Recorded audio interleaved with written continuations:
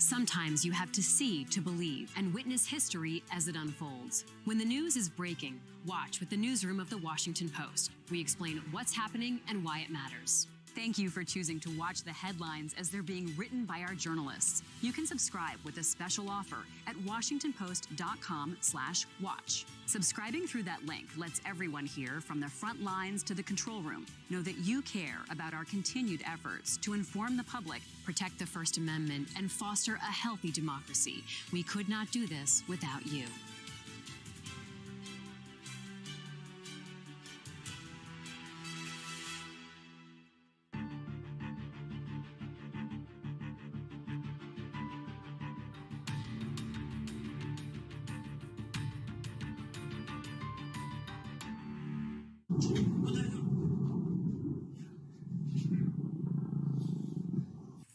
Explosions rock multiple cities in Ukraine as the long-feared Russian attack across the border has begun.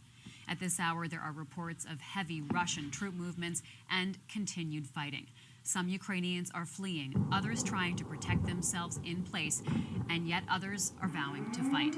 This as world condemnation grows of Russian President Vladimir Putin. We are looking now at a live image of downtown Kyiv. It is 7 o'clock there, quiet for the moment in this location. Expected shortly, President Joe Biden will address the nation, laying out what is next for the American response.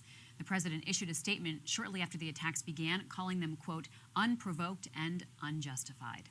This is a special report from the newsroom of the Washington Post. I'm Libby Casey.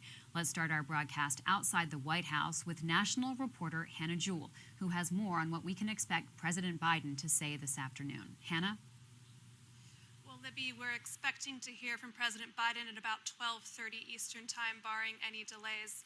And in that statement, we should expect to hear more details about further sanctions against Russia in light of the attack on Ukraine overnight. Last night, as you said, Biden condemned Russia's actions in a statement saying that Russia alone is responsible for the death and destruction this attack will bring, and the United States and our allies and partners will respond in a united and decisive way. The world will hold Russia accountable. And so this morning, the president convened a meeting of the National Security Council in the Situation Room to discuss further sanctions and the latest developments in Ukraine. He has also spoken overnight with President Zelensky of Ukraine. That was when Biden called the military actions unprovoked and unjustified. And he's also met virtually this morning with the Group of Seven, that is Canada, France, Germany, Italy, Japan, the UK, and the EU, meeting to discuss to coordinate further sanctions. Biden has, of course, vowed consequences for Russia, but has also promised to keep U.S. troops out of Ukraine, which is, of course, not a NATO member. Rather, we can expect an escalation in the sort of economic sanctions we began to hear about this week, targeting oligarchs, Russian banks, trade, and the Russian energy sector. And we can also expect to hear from Biden about what this might mean for Americans on the domestic front amid rising energy costs, amid a tumbling stock market this morning, Libby. And so we can definitely expect to hear Biden talk to Americans about what war in Europe might mean for them. Hannah Jewell live outside the White House. Thank you.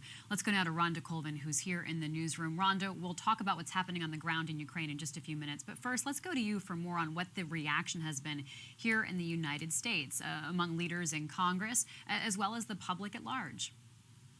Yeah, well, as you know, Congress is out right now for President's Day week recess, but last night, as soon as some of these images and the reports started coming out of Ukraine that an attack had happened, I started checking my email and seeing that there were members of the Senate and the House who had readied their official statements. They were giving a lot of response late last night and early this morning as well.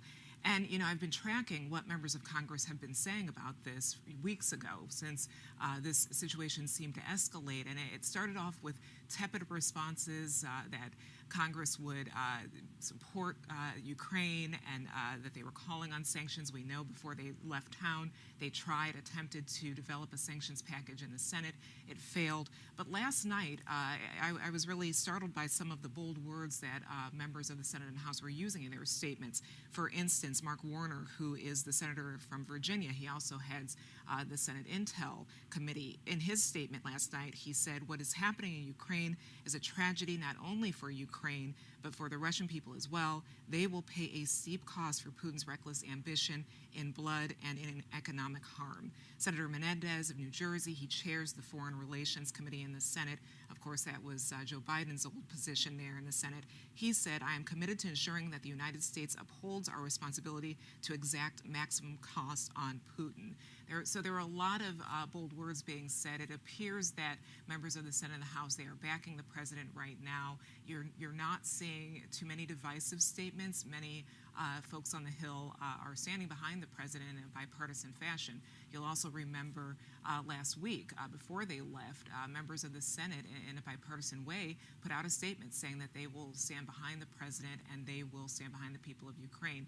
So I suspect when they come back to town on Monday, this is going to be a core issue for the Hill to handle. But right now, they're looking toward Biden to discuss these further sanctions that we're expecting to hear about, or further response from the White House. All right, thanks, Rhonda. Let's go to James Hohmann to talk more about what's happening on the ground and what we know about these Russian attacks into Ukraine. James. Well, Libby, it's the scenario that the Ukrainians feared the most. What we are seeing is a pincer movement with Russian forces moving on Ukraine, attacking Ukraine from the east, from the south, and from the north. Russian forces, there are about 200,000 Russian troops surrounding Ukraine. You have the whole country facing missile strikes, and we can zoom in to see where there have been confirmed missile strikes to go to. We have a graphic here, really across the country. As far west as Lviv, which is where the U.S. Embassy evacuated from Kyiv to Lviv. This is the Poland border right over here. But you're seeing strikes across the country. Right here, this is the capital of Kyiv. It's a city of nearly 4 million people, and you're seeing explosions there. I was just talking to a member of the Senate Intelligence Committee who's been briefed by the intelligence community. He says there's a battle for the airport that is ongoing here right outside the capital. Russians are flying in airborne troops. This is the sack of the capital that had been feared, the attack that the Ukrainians had hoped could be avoided. And up here, you'll notice that there are some strikes. This is Belarus and Russia.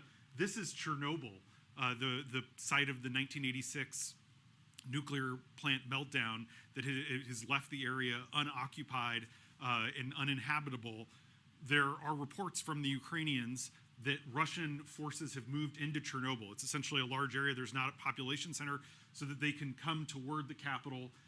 This is an area where they're not launching a lot of missile strikes because there's a lot of nuclear material they don't want to break up, but it does suggest that the Russians are attacking Kyiv proper. And up here are the Pinsk marshes, which are still frozen over. In the next few weeks, they'll start to thaw. And we're hearing reports from our own folks who are on the ground and in country in the region that Russian military vehicles are moving toward Ukraine from there. And here in Kharkiv, Libby, this is the second largest city in Ukraine. There's 1.5 million people there. Our reporter on the ground started hearing shelling last night. There are reports of lots of Russian military vehicles coming across the border toward Kharkiv. This is the eastern part of the country. This is the Donetsk and the Luhansk regions, which Vladimir Putin earlier this week recognized as independent sovereign countries. Here is Crimea, which Putin annexed in 2014 and has mobilized quite a lot of Russian troops who can come into the country this way. So this is the full pincer movement, the full attack that President Zelensky had feared the most.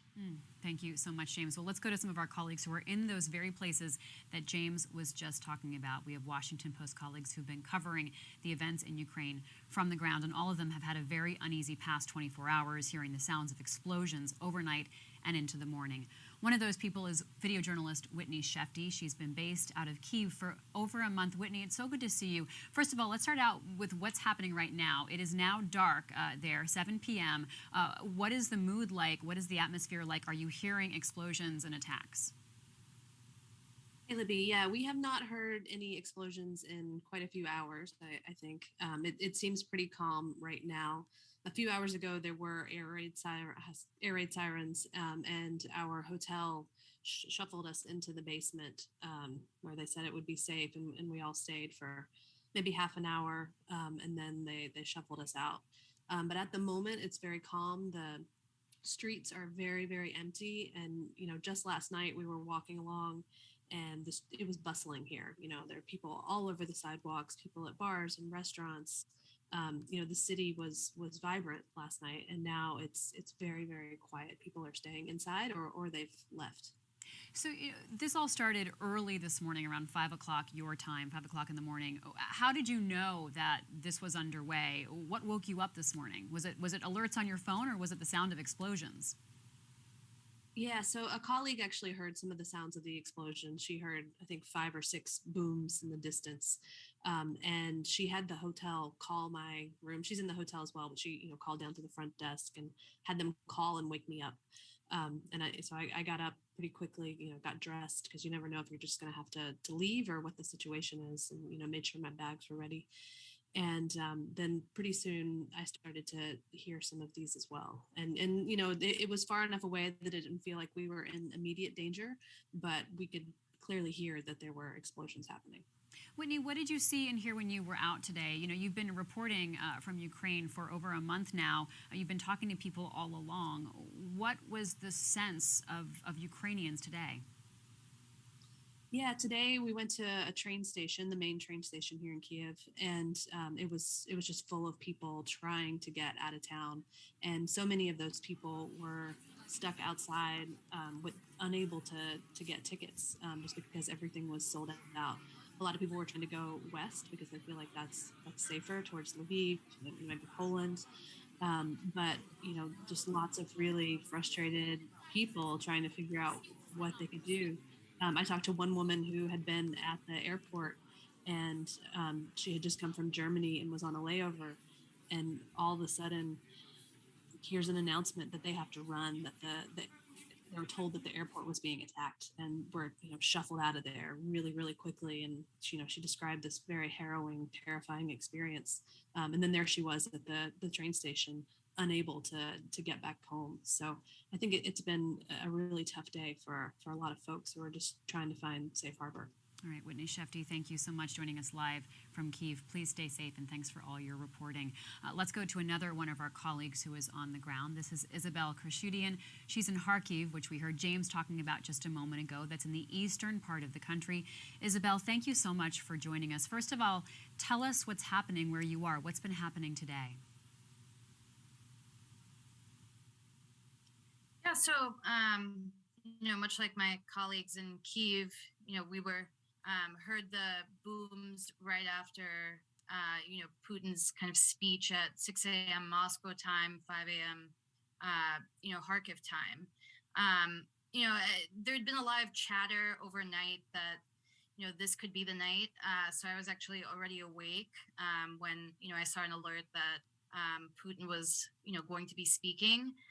It felt like a lot of people, on social media, a lot of Ukrainians were also awake, that there was this sinking feeling of not being able to go to sleep because you were waiting for something to happen. And as soon as he kind of finishes his speech, you just start to hear the explosions. But as much as, maybe we as journalists were expecting that and kind of had thought that this could happen for, over a month now, the amazing thing to me was, walking around Kharkiv this morning, a lot of people were asking me what just happened, like what's going on. And I had to tell them that, this was an attack by Russia. You saw a lot of long gas lines, a lot of people waiting in line at the ATM, going to the grocery store. I mean, people were just not prepared because they were either told by their government not to panic, or they just didn't believe that this was ever really going to come to fruition. Isabel, there was a messaging from the Ukrainian president, a messaging that really seemed to try to calm anxiety, tamp down expectations, but it was very different from what you're talking about. We were hearing from intelligence agencies around the world, frankly, also from the president of the United States. So how are people interpreting the Ukrainian president's leadership right now, and how powerful or potent is his messaging at this moment? Yeah, I don't think people have started to kind of wrap their minds around that yet. I mean, a lot of people, we talked to were just shocked. They were just worried about what they were going to do next. Some of this because of kind of the scale of this attack and that's coming from multiple directions. It's not like you can evacuate Kharkiv and go to Kyiv for safety. Because Kyiv's under attack too. So, people are just confused about where they go, where to shelter. We did talk to a few people who said, the government's just not giving us any information. But the lack of preparation was really shocking to me because this is something that, a lot of people in the West were screaming about for a very long time. And you kind of saw it, starting to happen here, even over, the past week. Kharkiv is, only 25 miles from the Russian border. This should be a city that had its guard up as much as any. And I remember a couple days ago, we were asking people and they were like, no, I haven't packed an emergency bag. No, I don't have food. And that was just kind of the attitude that, oh, it's not going to happen. We've lived with Russian aggression for 8 years since Putin seized Crimea, and we just don't believe this will really happen. And one woman today said, for a country that calls itself a brotherly nation of Ukraine, this felt like a betrayal. Isabel, a big question about just how much Ukrainians will fight back and defend their country, especially where you are in the East. Do you have a sense of, how motivated people are to fight back or to resist? Yeah, definitely. I mean, in the East, especially, that is where the Ukrainian military is posted. They have a lot of pride. They've been saying for a while that we're not the same Ukrainian military, that was caught unaware, was caught unprepared in 2014. We've improved. We've had help from, the U.S. and other NATO countries as far as being armed. But then across the country, and including here in the East, you have something called the territorial defense, which is just, normal civilians who signed up, grandmas even, mothers, fathers, IT workers, who went through these trainings on weekends and learned how to use a firearm and kind of go through the practices of, I guess, defending your country. And then Zelensky said today they're going to kind of open the armories and, let people arm themselves. I think that could, create a little bit of a messy situation if you're encountering, Russian troops, obviously on the streets, but there is expected to be an insurgency here. This isn't the same Eastern Ukraine that, in 2014, there were a lot of pro-Russian and separatist sentiments. Now it is a lot of people who have a lot of resentment for Russia and are really, really angry about what's going on. Isabel Karshutian, thank you so much for joining us live from Kharkiv. Please stay safe, and thank you for all your reporting. Thank you. Well, we are awaiting President Biden speaking. He's now been pushed back, or he has pushed it back since he's the president of the United States, his announcement time till 1:30. So we will bring that to you live. Until then, we will stay with you and continue our reports, digging into exactly what's happening on the ground in Ukraine, as well as what the international response is, including what we may be able to anticipate in terms of ratcheted up sanctions from President Biden as well as from other world leaders. Let's go now to Missy Ryan, who covers diplomacy and national security for the Post. And Missy, you've been following every part of this story. So let's just start with this first of all. You have reported that there is a grave warning, and it's hard to talk about this right after talking to our colleagues who are in Ukraine. There is a grave warning that thousands of people could die in this process, depending on how aggressive Vladimir Putin and the Russian troops are. Give us some sense of this scale. Thank you. So in the weeks leading up to this moment, which really, as everyone else, our colleagues have noted, really culminates these months of intense warnings from the United States. In this time period, we've heard warnings from top U.S. officials that the death toll could be as high as 50,000 Ukrainians that would be dead and wounded. And, really that's a estimate by them, and nobody really knows, because we've been waiting to see what sort of weaponry President Putin employs and what really his goals are in Ukraine. And really in the last 12 or 13 hours, we've started to get some clues about how this is going to unfold.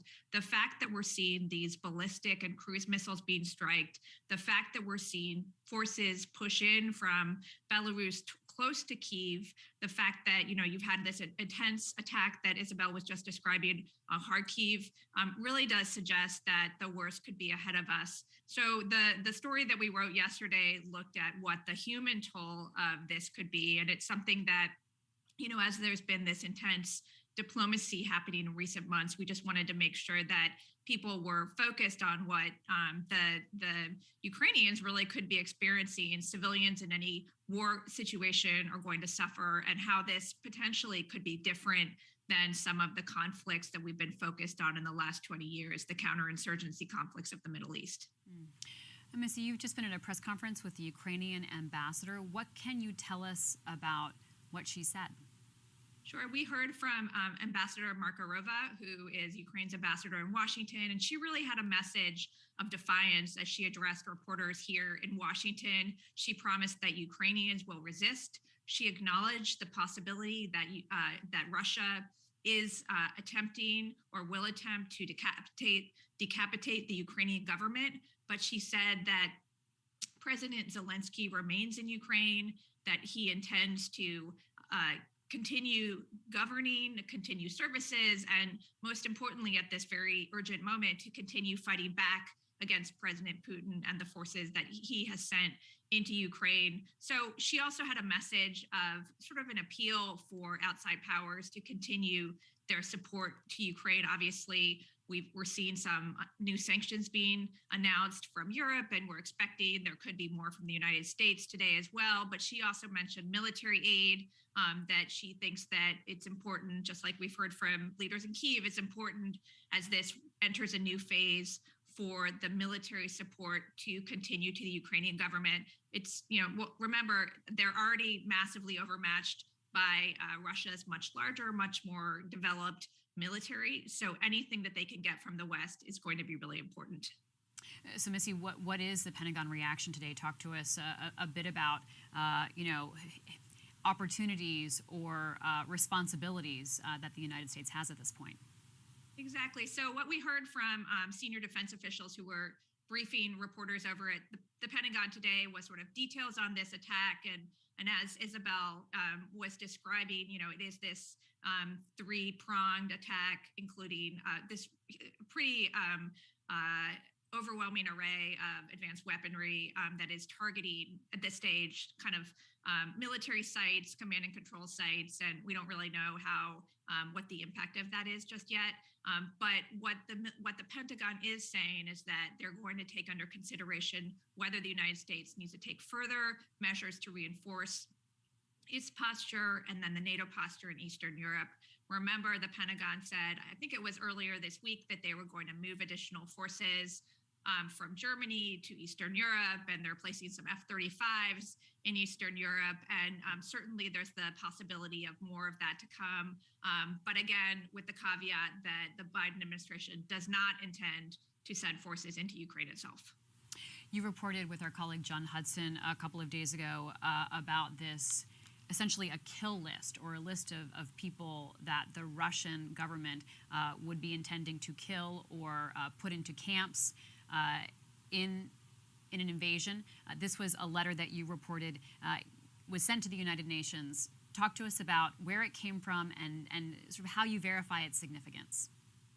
Yeah, so it was pretty chilling to see what the U.S. government is saying. They have information or intelligence to suggest that Russian forces are compiling lists of dissidents, of journalists, potentially political activists, members of the LGBT community that could be targeted for reprisal or for a violent attack or being sent to camps is what the letter said. And that was a letter that was sent from a senior U.S. diplomat based in Geneva, in Vienna, to the United Nations. And it sort of was an indication of the level of urgency from the Biden administration, and also, I think, an attempt to draw attention, going back to the human toll of this whole situation, the vulnerability of Ukrainians and what this could mean if either Russia takes over as an occupier or if they install a pro-Kremlin government. It's suffice it to look at the human rights situation in Russia to be concerned about what would happen to Ukrainians if Russia does have greater influence in Ukraine. All right, Missy Ryan, thank you so much. Really appreciate you talking with us. Let's go back to James Hohmann to dig more into some of what we're learning about what's happening on the ground in Ukraine. James, there seemed to be this disconnect between what President Biden and others were warning could happen, Secretary Blinken, and what the Ukrainians were, leadership in Ukraine was thinking would happen on the ground there. We are seeing really this worst case scenario that had been laid out by U.S. intelligence. We really are, Libby, and we're being very careful with what we share with viewers, only information that we really can confirm, either with eyewitness accounts or photo evidence. Obviously, there's a lot of disinformation from Russia. The Ukrainian armed forces are much stronger than they were in 2014 when Putin annexed Crimea and basically moved into Luhansk and Donetsk. But they're still a much smaller conventional army than Russia. You can see how large Russia is. It's the second largest military in the world, behind the United States, larger than China's. Putin has invested tens and tens of billions of dollars into modernizing the Russian military. And where Ukraine remains particularly weak, potentially its Achilles heel, is in its air force and air defenses. And it does seem from the initial opening hours of this attack that is what Putin is taking advantage of. That the Russians are eager to wipe out the air defense capabilities that they have, and that Russia is really leaning heavily on its airborne forces to insert troops into the ground, because Ukraine doesn't have the anti-aircraft batteries that a lot of other countries do to shoot their planes out of the sky. And it's a huge country we're talking about here.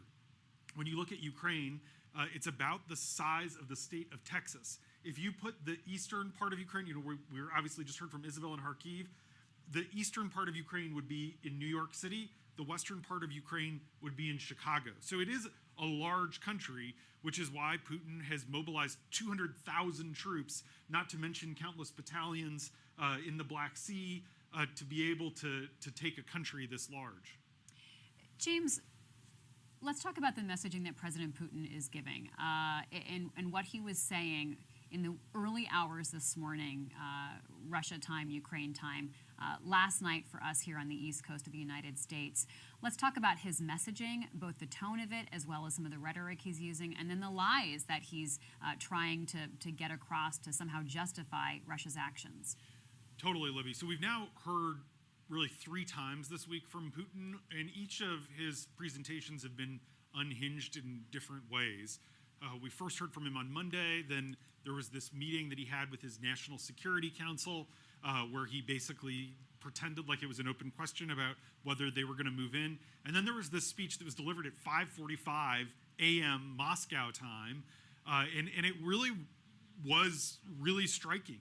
Putin kind of went from being really subdued to being really angry, and basically in this declaration of war, Putin reiterated this argument that Ukraine isn't a real country, that it doesn't have a right to exist, that it belongs in the Russian Empire. And it's a pretty startling statement. Putin has said it before. Last July, he penned a 5,000-word essay that basically said Ukraine isn't a real country, and Nikita Khrushchev was wrong to recognize it, and that Mikhail Gorbachev was wrong to allow Ukraine to have an independence referendum in 1991. And essentially what Putin is saying is that Ukraine belongs to Russia. So when you hear Russian propaganda say they have no intention of occupying the country, they're saying that because they believe that Ukraine is part of Russia. It's a preposterous claim. It really has little to no historic merit, but that is the argument that they're making. And when you make that argument, Libby, it becomes especially scary for the a dozen other countries that were part of the Soviet Union that were independent republics, including the Baltic states, which are right here, Estonia, Latvia, and Lithuania. The same arguments Putin is making to say that Ukraine should be part of Russia would also apply to these countries. Those three countries, much smaller than Ukraine, but they are members of NATO, so the United States would have a treaty obligation to defend them if they were attacked. James, what are you going to be watching in the next 24 hours? Night has fallen in Ukraine. Talk to us about sort of concerns as well as sort of areas to focus on. Well, we're going to continue to watch where the missile strikes are happening. I mentioned a few minutes ago, Libby, that the Russians do seem to be trying to get control of the airfields, which makes sense. I'm watching the southern coast of Ukraine really closely. They already control Crimea. Putin may try to get full control of the southern coast of Ukraine. If he does that, Ukraine essentially becomes a landlocked country. You see down here the port of Odessa, a famous historic city, but this is a vital, vital port because this is actually an incredibly rich area of soil, lots of fertile land, and it's the biggest shipping port for wheat in the world. A lot of the world's wheat comes through the Odessa port. Putin already controls all of this land. He already controls Crimea. He has dozens of submarines and destroyers here in the Black Sea. And so you could see an airborne assault on Odessa. And if they seized control of the port and the airport, essentially they control southern Ukraine, and then they could move forces up further. We've seen a lot of movement in the east and in the north. Obviously, Kyiv is the biggest prize. But this is the area that I'm watching to see if there's any movement. Also, the Pinsk marshes up here. Russia announced that they were doing these 10-day military exercises with Belarus. Those were supposed to end over the weekend. Then they announced that they were extending them. They've moved a lot of Iskander-2 ballistic missiles that are all along here in which they could really launch a lot of strikes. This is the part of the country that is more aligned toward Europe, but this could allow them to bring forces on both sides of Kyiv. See here, this waterway, it's the Dnieper River. It's really the dividing line between eastern and western Ukraine. And it's a pretty big river. On the western side of the river is where the parliament is. It's where Zelensky's offices are. And a lot of the population of the city's on the eastern edge. So we're going to be watching really carefully to see how and to what extent Russia encircles Kyiv for what President Biden has said is a potential sack of this city, again, of nearly 4 million people. For context, the DC metro area is only around 5.5 million people. So major undertaking, but those are the areas that I'm watching in the coming hours. And, the Russian military has the ability to continue to maneuver and to operate at night. They can use the ballistic missiles to really weaken a lot of the Ukrainian ground forces so that during the daylight hours, some of their regular infantry can move in advance on the country. We're watching for President Biden to speak in about an hour's time. James, you've given us some context and reminded us of the size of some of these cities that are being attacked. Give us some perspective, James, on what this means to see Russia attacking its neighbor, to see a European country, face this here in the year 2022. This is the biggest incursion land war that we've seen in Europe since 1945. It's bigger than any of the conflicts that we saw in the 90s, around Bosnia and Yugoslavia. This is the biggest movement of Russian troops since the invasion of Afghanistan in 1979. Last night, I heard from a European diplomat who said, these are the final hours on which there will be peace in Europe for a very, very, very long time. There's a lot of concern that this will be destabilizing, and that Ukraine, obviously a huge country, Libby, but it really is. If Russia gets control of Ukraine, it changes the entire geostrategic balance of Europe. All of a sudden, Russian troops are going to be on the border of all of these NATO allies, but countries that are very much aligned with the West. already we're seeing tens of thousands of people lining up to try to come across the Ukrainian border into Poland. There will be spillover. You cannot have an attack this large and not have spillover into the rest of Europe. The European diplomat I talked to says they're girding for the biggest humanitarian crisis since the Syrian refugees descended on Europe 7 years ago amid the civil war there. And so, I mean, it's a huge deal for Europe. We really have not seen anything like this in our lifetimes. Rhonda Colvin, let's talk a little bit about what we know about how Americans are interpreting all of this.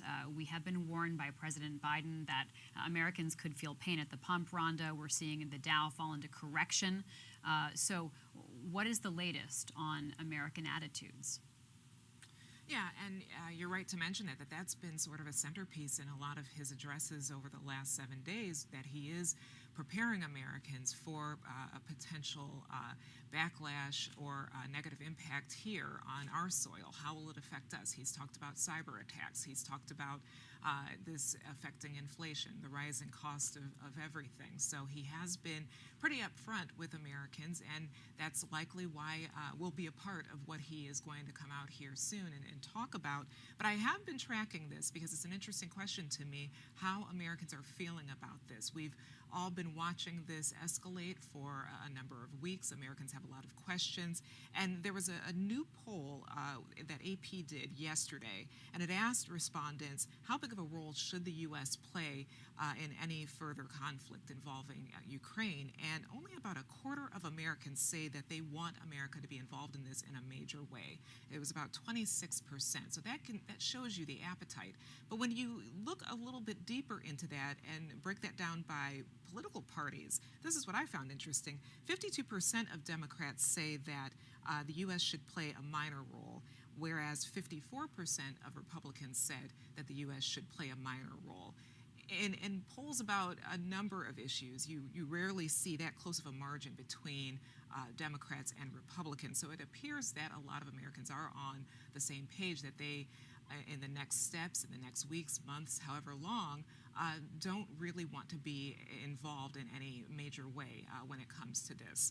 But of course, we know that NATO has not yet invoked that Article 5, but it appears that Americans may not want to go any further. But of course, that's a part of the president's messaging and the White House messaging. They need to tell Americans this is what we know and this is what we are prepared to do. And if you talk to a lot of people, friends or family members, so many people have questions right now of how could we stop involvement, or why are we getting involved in this? And that is something that I posed to Representative Mike Quigley, who is the co-chair of the Ukraine Caucus on the Hill. He's also a longtime member of the House Intelligence Committee. And he said you have to remember that Ukraine agreed, according to the Budapest memo, that they would not have any nuclear weapons. So that did keep that region as well as the world safe. And he also pointed out that America also has to be on guard. Even if something's not happening on our soil, we have to be on guard because there are ramifications that could affect us all. So that's sort of the sell here that members of Congress have been telling constituents, and we're also seeing Biden do that as well. And of course, Rhonda, we will see as things materialize on the ground and we see these pictures and images and reporting, if that alters, of course, people's attitudes and reactions. To that point, let's see what has been happening in Ukraine following a night of explosions in Kharkiv. One family with a 5-month-old baby wondered what they should do next and where they could go to find safety. Our colleague, Washington Post journalist Whitney Leeming, spoke to them. Let's watch. My wife woke me up and told me that there were bombings, and maybe 2 hours later, or 1 hour later, that's when I also heard it. Today I had five bombings and no shootings. I've not heard any shooting, and I've seen videos on Telegram of smoke from the bombings. I woke up first at 5 a.m. in the morning when I heard these shooting sounds, and after I started to check Telegram channels, and I wrote messages to my friends in Odessa, Kiev, and Dnipro, and they also confirmed that they also heard this sound. So for me, it was no doubt anymore that something happened, and I love my husband. First of all, I would say personally that I'm a little bit disappointed at the way like the government handled this thing, because they kept telling us till yesterday that we should stay calm, that nothing's going to happen. And I knew it. I knew that something was going to happen. Nobody's prepared. Everybody's panicking. Everybody's running out. They could have prepared us better.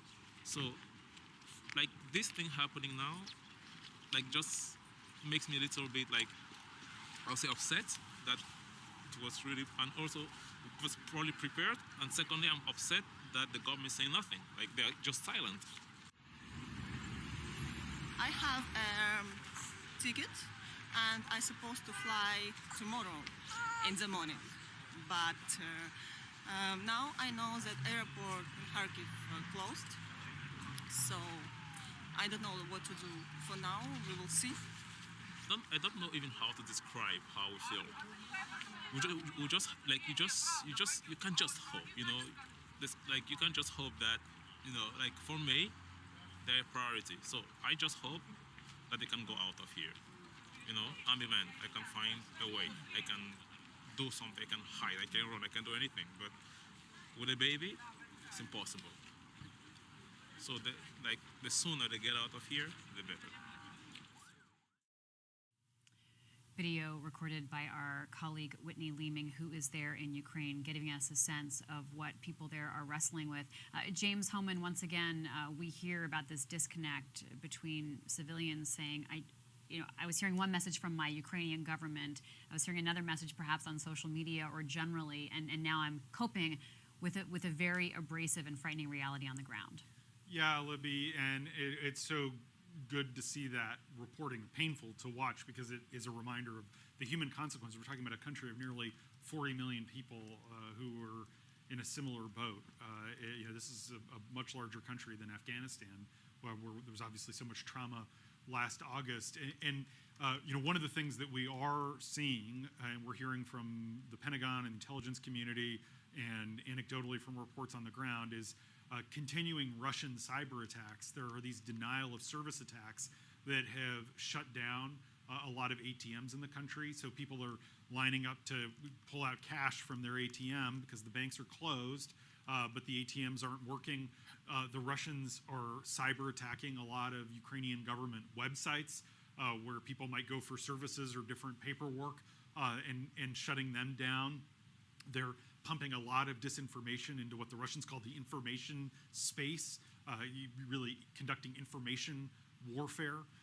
And so all of that puts couples like the one we just saw in a much more precarious, much more scary place. And we are seeing reports from the Ukrainian Interior Ministry that Ukrainian military aircraft have been shot down. We're seeing a lot of images of downed Ukrainian helicopters and planes.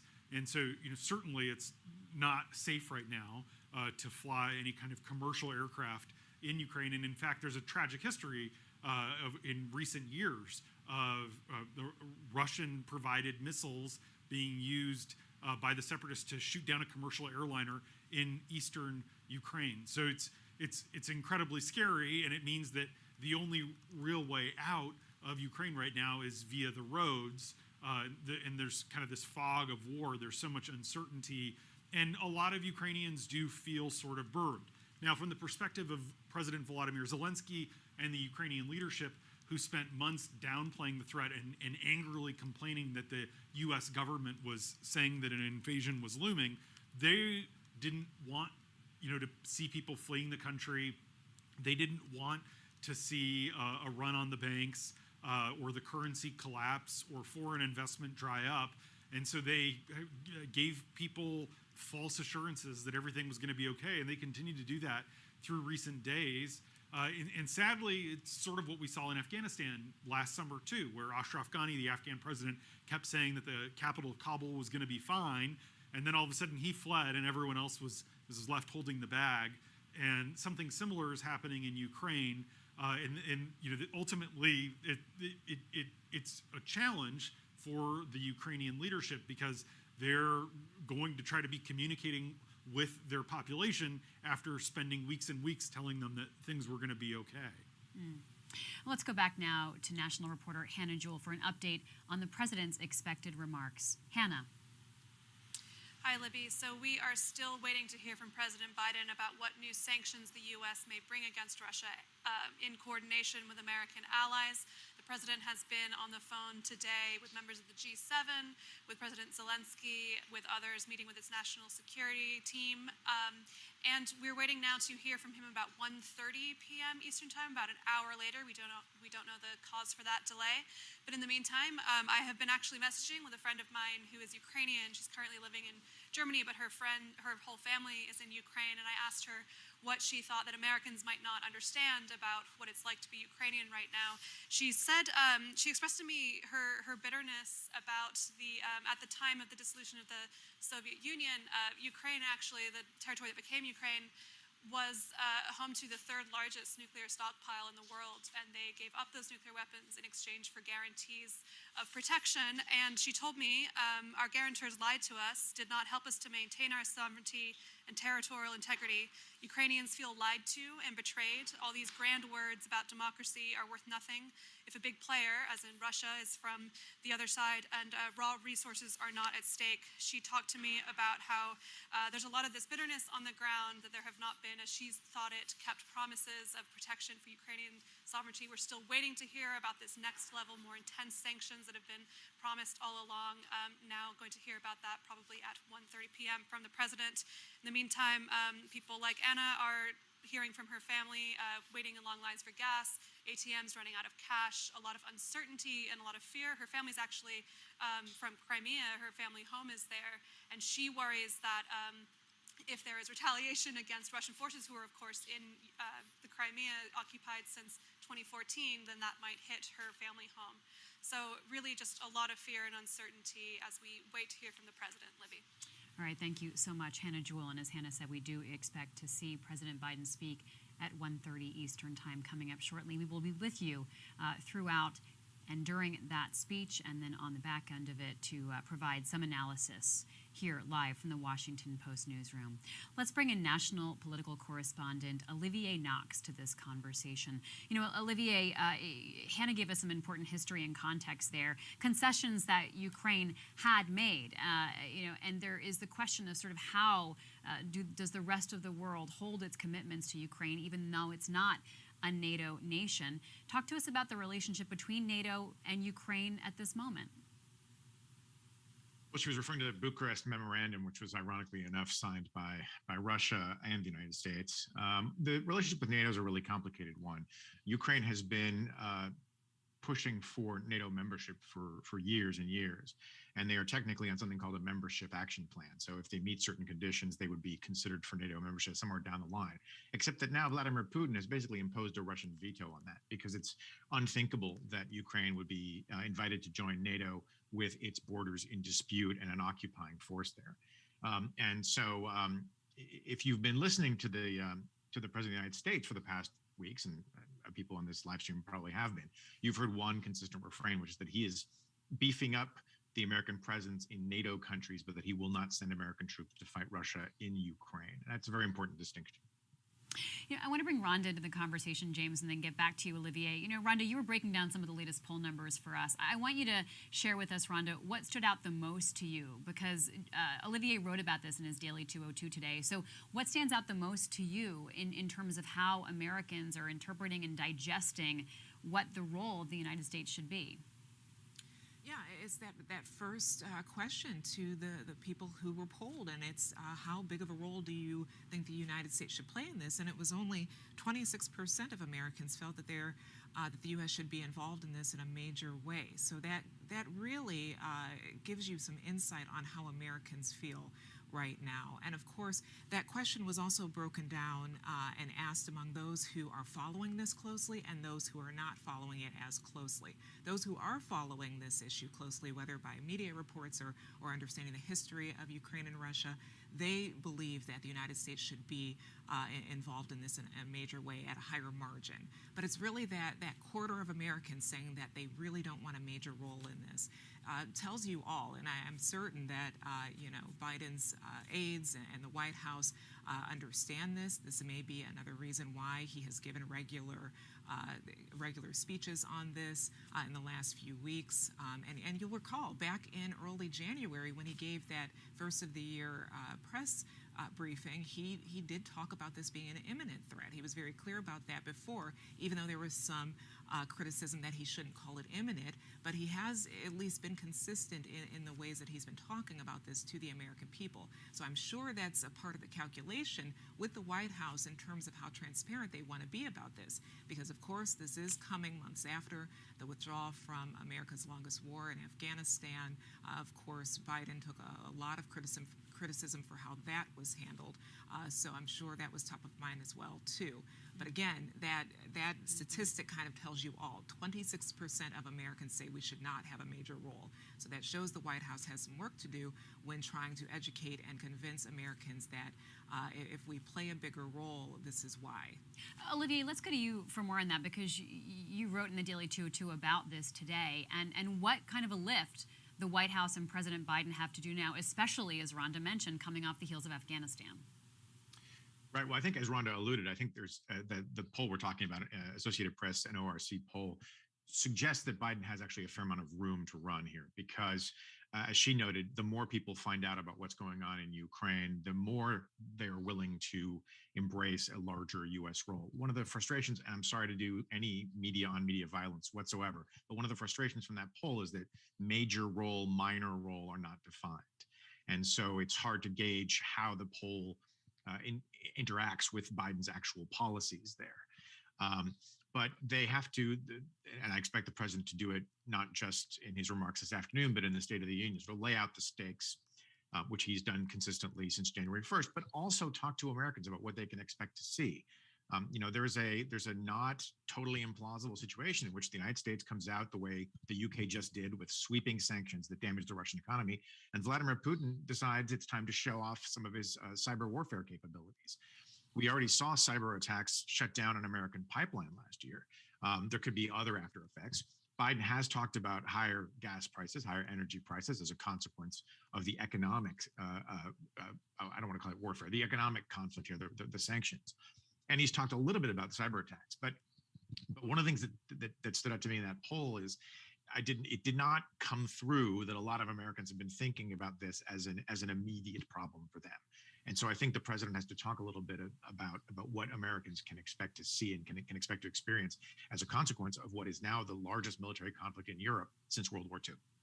Olivier, what are you watching in the coming hours? In addition to President Biden's words, what else is on your mind right now?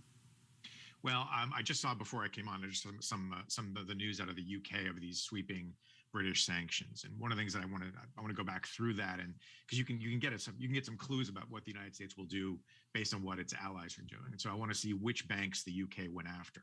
The United States has gone after two banks that primarily fund state projects, including military acquisition.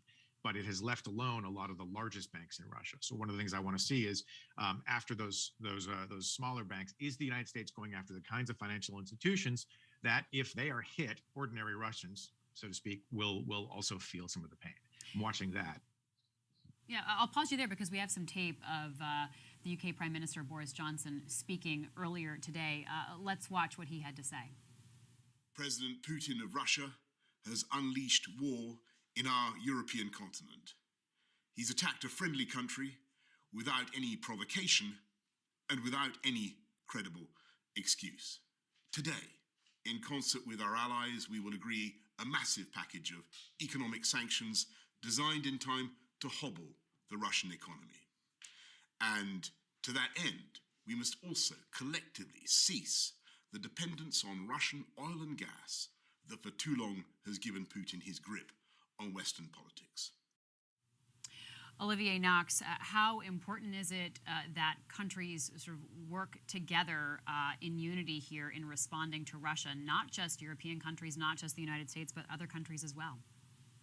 Right. One of the terms you're going to hear in the coming weeks is backfill, and it refers to countries that don't agree to go along with sanctions proposed or enforced by the United States, and therefore their businesses, their financial entities backfill. They come in and they take the role of what the role that American institutions would have played. I think it's very important. The united front that we're seeing here is very significant, especially since a number of the countries in Europe are heavily, and I mean heavily, dependent on Russian energy exports. So they stand to take a real hit. That's very important to watch. One other thing I want to mention, we've seen some interesting manufacturing of consent on the Russian side. Putin did that remarkable theatrical meeting with his National Security Council where he insisted that they each come out in support of his policies. He then went to the Duma and demanded essentially a vote authorizing him to use the military outside of Russia's borders. Today, he held a similarly theatrical meeting with a number of oligarchs, one of whom very nervously asked him not to do any more damage to the Russian economy. And in the meantime, he has deployed a massive police presence to crack down on even the tiniest anti-war demonstrations in Russia. A lot of people are saying, why would Putin care about these sanctions? Well, he seems to care about 3 people holding an anti-war sign. So whatever else we're seeing, I wouldn't say that he has an ironclad hold on his power. As powerful as he is, he does seem to be concerned about fissures in his support. Let's bring James Hohmann into the conversation alongside you, Olivier. James, what other countries are you watching in terms of the international response? Well, it is really striking. Even China, whose leader Xi Jinping met with Vladimir Putin during the Olympics. In many ways, they've been coming closer together after, obviously, a lot of tensions, a lot of mistrust still exists. China distancing itself from Russia, going into Ukraine, saying they shouldn't do that, saying they were caught by surprise. So that is pretty striking, especially because if China moves on Taiwan, they're going to want Russian support. And obviously, I think China is watching how the world reacts to Russia going into Ukraine to see what they could get away with vis-a-vis Taiwan and other countries in what they see as their sphere of influence. On the European continent, it is sort of interesting to see which countries want exemptions for which things on sanctions. Belgium wants diamonds and jewelry to be exempted. So does Italy.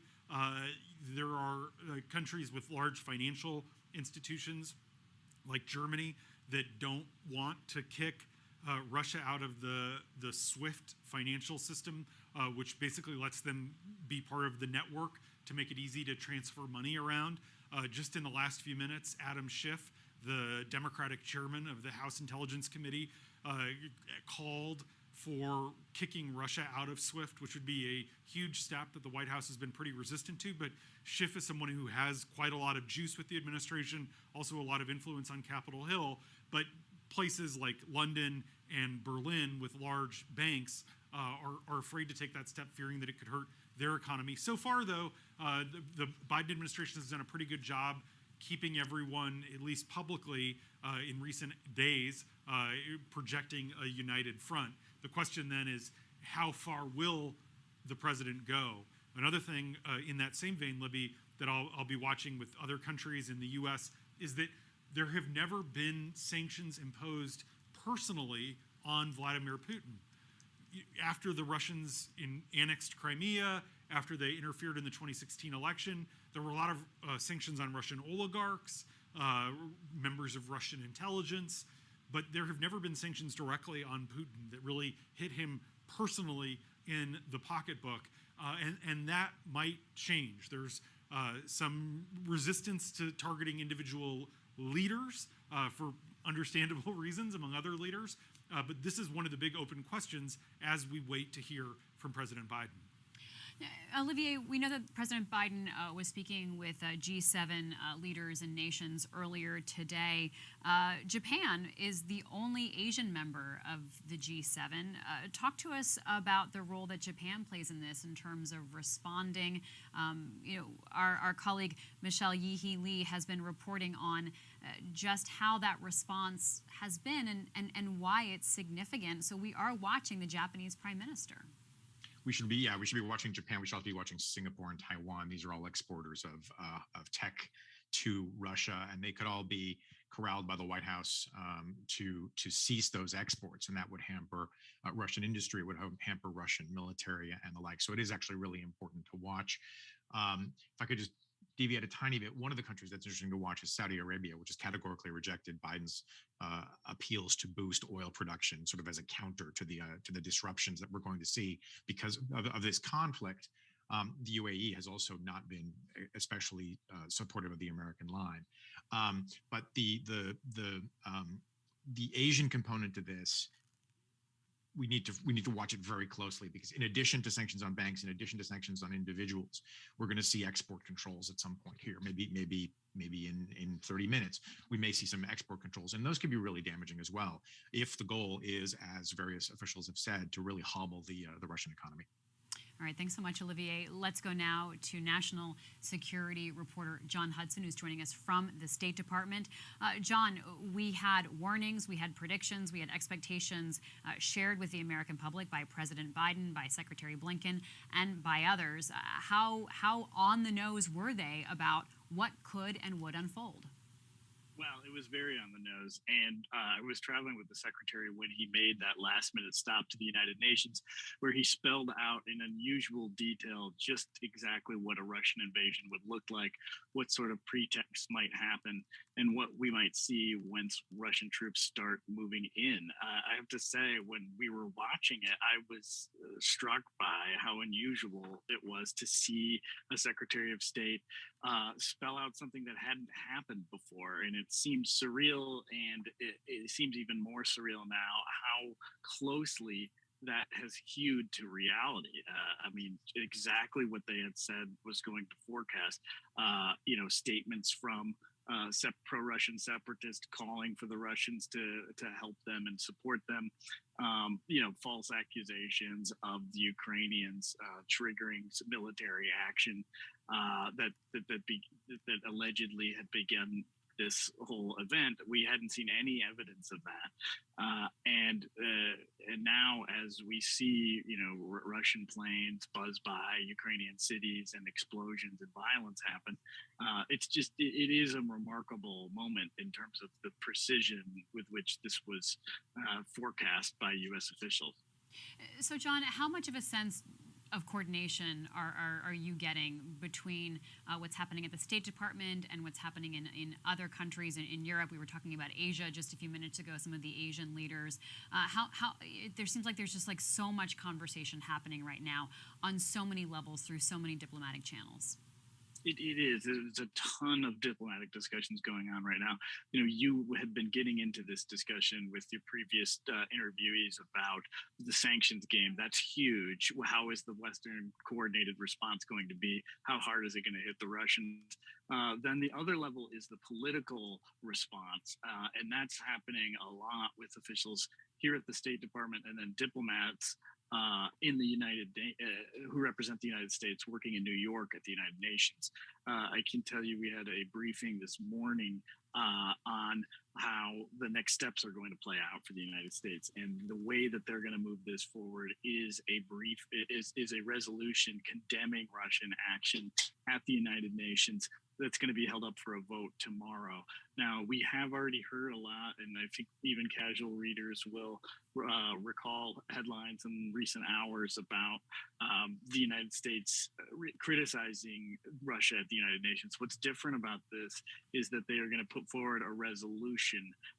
It's not, but previously these were just remarks, and now this is a resolution. So this is a real scramble to see what like-minded nations come behind this resolution that will condemn the Russian military action. Obviously, the familiar allies with the United States are likely to be on board. Britain, France, other European governments like Ireland and Norway also expected to support something along these lines. The big question mark is, what do countries like India and China do? Does China abstain? Does China vote with Russia against this measure? U.S. officials have acknowledged yes, this resolution is going to be vetoed by the Russians, but their goal is to isolate Russia on the international stage and really embarrass Russia for its actions. And that is really to be seen how well the United States does in brokering deals behind the scenes for getting nations behind them. It is true that Russians' actions themselves are maybe their most the greatest liability that they have. That has caused a number of countries, some that don't even particularly seek to criticize Russia in public, to say some pretty strong words in the last several hours at the United Nations. John, we saw a remarkable split screen last night, really. The UN Security Council was meeting. This was an emergency meeting held at the request of Ukraine. Simultaneously, we were hearing Vladimir Putin, the Russian president, sort of, make this very newsy but also very frightening speech, and the attack on Ukraine was launched. So what is the role right now of the UN in terms of actually having heft and muscle? You talked about isolating Russia. Are there other vehicles that are seen as ways to do that? I mean, at this point, I think you're right. That split screen was incredible. And I think it also laid bare the limits of the world body that is the United Nations Security Council in brokering and coercing in any sort of way. The reality is when you have a UN Security Council member, a permanent seat, they can veto anything. And so really the only thing that you're going for is naming and shaming. Other than that, it is pretty much just a gab fest. And that's why there was so much frustration as you saw basically, explosions ripping across Ukrainian cities last night. It also came as nations representatives in New York were saying, let's call for de-escalation. Let's stop, war from happening. In fact, military action was already well underway.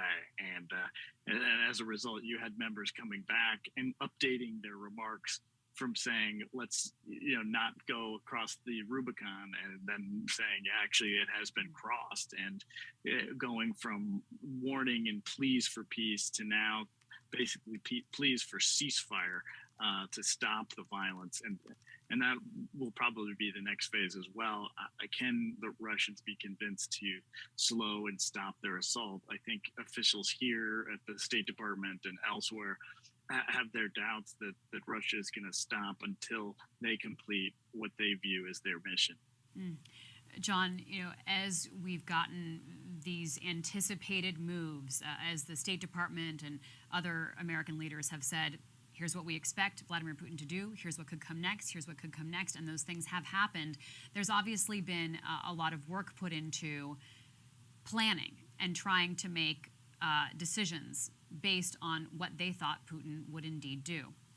What are the calculations and decisions that have to go now into sanctions in terms of feared retribution by Russia? That, we heard this sort of threat by Vladimir Putin yesterday to the world in reacting, warning the world about how they would react to what Russia was doing in Ukraine. So how much are leaders having to think 5 steps ahead to what Russia would do as a countermeasure? Yeah, I mean, it's interesting because Russia is such a major player when it comes to the military. And there are a lot of questions about what needs to be considered in terms of things they can do that we might not even be anticipating as a result from this. If all of this just stays in Ukraine, then it stays in Ukraine. But remember, Russia has a long, arm. It also has mercenary organizations like the Wagner Group. It's involved in Venezuela. It's also involved in the Sahel and Africa.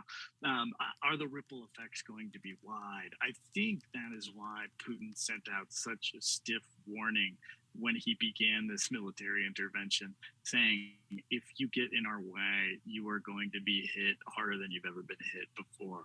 And I think that was a signal that he is going to conduct this operation in Ukraine and will lash out ferociously at anybody that gets in his way. Obviously, the sanctions are coming. He anticipated that. He would have had to. There were so much warnings that coming out about that. But the difficult aspect about a military confrontation is there are so many moments for escalation, for mistakes, accidents, and for violence to spike out of control. And I think that is what is on a lot of leaders' minds in the United States right now, on trying to limit the damage that can come out of this. Thank you so much. John Hudson joining us live from the State Department. Really appreciate it, John. And to that end, here's some of the latest reporting from the Washington Post. Ukrainian authorities are saying that Russian invasion forces have taken over the Chernobyl nuclear power plant, that abandoned plant, of course, that was the scene of the 1986 disaster. Our colleagues are reporting that in the Washington Post, to John's point about ramifications and what happens next. Let's go now to Tyler Pager, who's joining us from the White House. A reminder that President Biden is expected to speak in about 20 minutes' time. Tyler, can you give us a sense of what President Biden has been doing today, what sort of meetings he's been having? We know he's had conversations with the G7. Tell us more.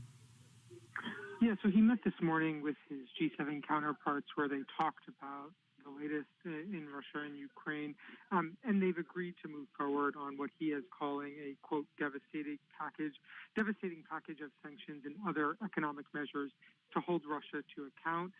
That's a tweet that he sent out about a half an hour ago, and right now, from my understanding at sources at the White House, is he's in the Oval Office reviewing his speech that he was set to give at 12:30, and it was pushed back to 1:30. But I think in this speech, which he'll give shortly, he is expected to lay out some of these sanctions that the G7, the U.S. and its Western allies are going to put on Russia. And we're expecting to see an escalation from sanctions that they already put on in the past few days as Russia started to move troops into Ukraine.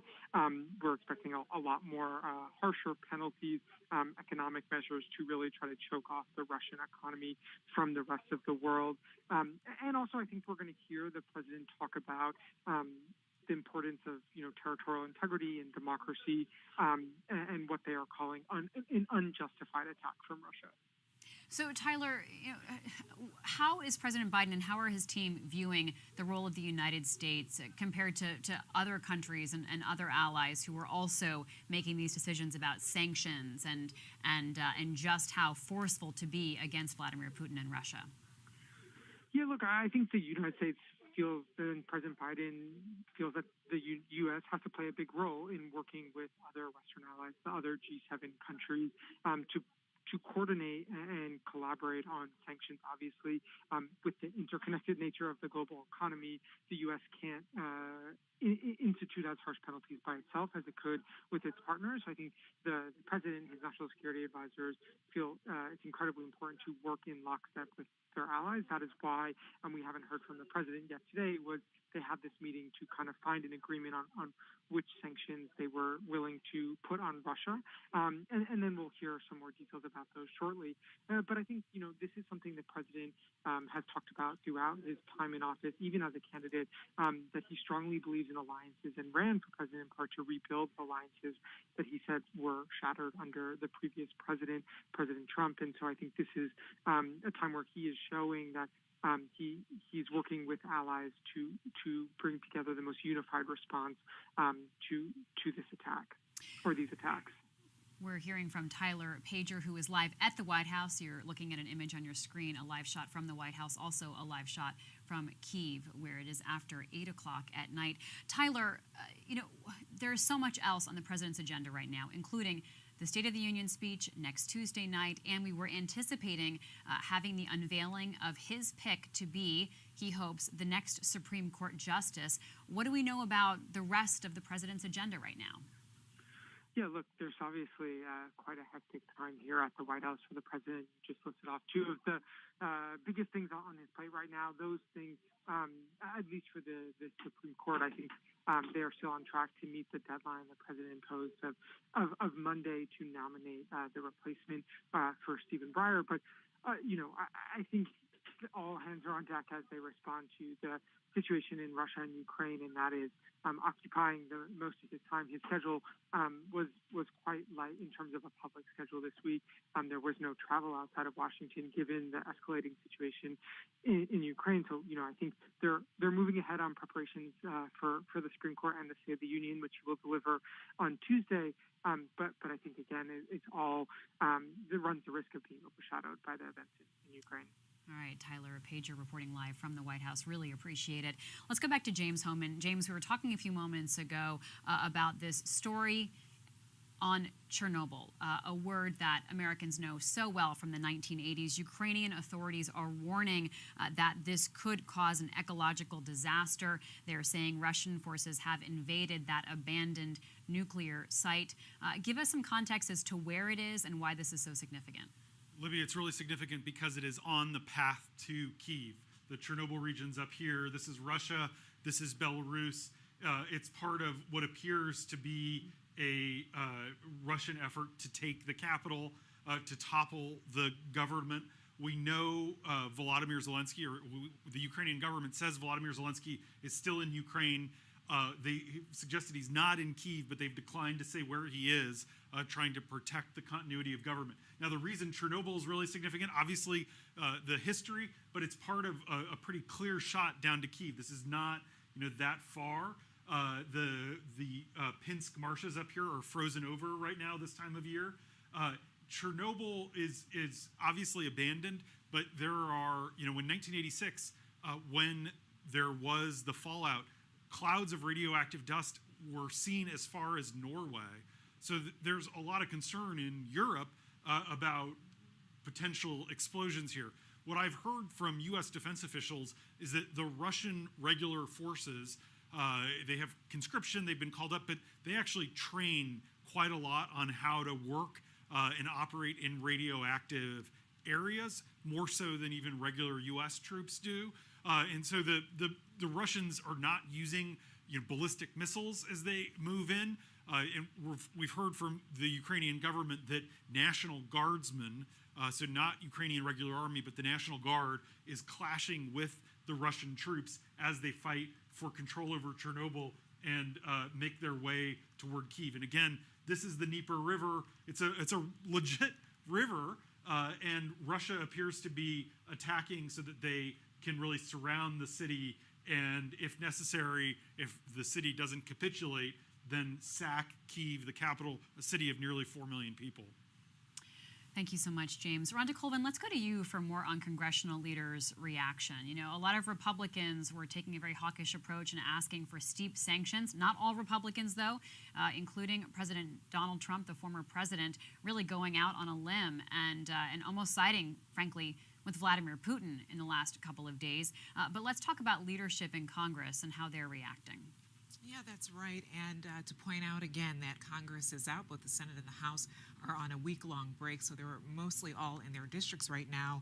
And from our reporting, we're hearing that Mitch McConnell, the Republican minority leader in the Senate, was asked by reporters at an event not long ago in Louisville, Kentucky, about his thoughts on where Biden is going with this right now. He said the current sanctions are tepid, in the tepid category. That's a quote from him. But he did say we are all together at this point. So he's been pretty consistent as the Republican leader in the Senate, saying that they do want to take a bipartisan approach to this, that they believe that there should be tough sanctions. He did say today that he believes that they should be increased and not in this tepid category. He was asked about those comments that the former president Donald Trump made this week, calling Putin a genius or making a genius move in terms of taking some of these territories.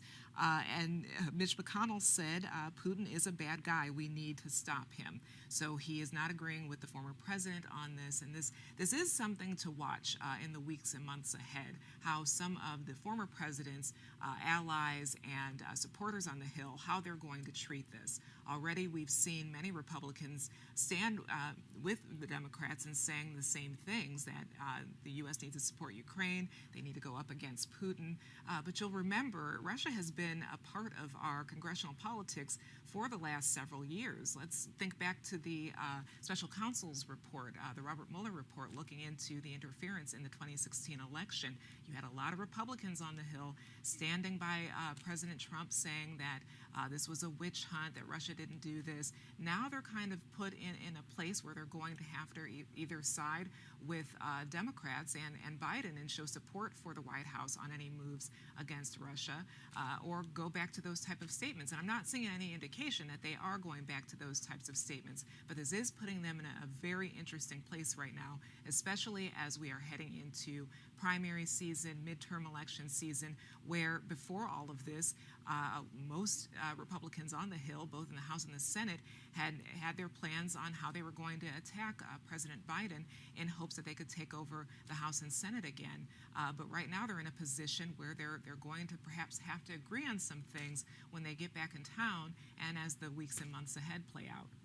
James, let's go to you for more on this question of where Republicans are fitting into this conversation. You know, some are criticizing President Biden and saying he's not being strong enough, not being firm enough. And then we have others, Donald Trump most namely, that are seeming to be quite pro-Putin, which is pretty shocking when you have to have Mitch McConnell saying that Putin is a bad guy as a response. Yeah, Libby, we've noticed some shifting in Republican messaging. Someone like Josh Hawley, the Republican senator from Missouri, was taking the Tucker Carlson line, has been on Tucker Carlson's show saying this isn't our fight, why should we care? Today, putting out a statement saying Biden's not being tough enough, we need to supply the Ukrainians, we need to show backbone and resolve. That's an indication, I think, of where the majority of not just Republican elites, but Republican rank and file voters are. Something I've been watching really closely is the Ohio Senate race. There's a wide open Republican primary coming up the first week of May. J.D. Vance, famous for writing the book The Hillbilly Elegy, widely quoted, a lot of commentary in 2017. He said on Steve Bannon's podcast last week that he didn't care what happened to Ukraine one way or another. It didn't matter to him. Now, the other four serious contenders in that Ohio Republican Senate race have all criticized J.D. Vance. They've all said that the U.S. should support Ukraine, that it does matter. And one of the reasons they're saying that is because the largest concentration of Ukrainians in the United States is in Ohio. Rhonda's hometown is Cleveland. There's a suburb of Cleveland called Parma. And I spent all day yesterday on the phone with Ukrainian Americans in Parma who were all outraged about what J.D. Vance said.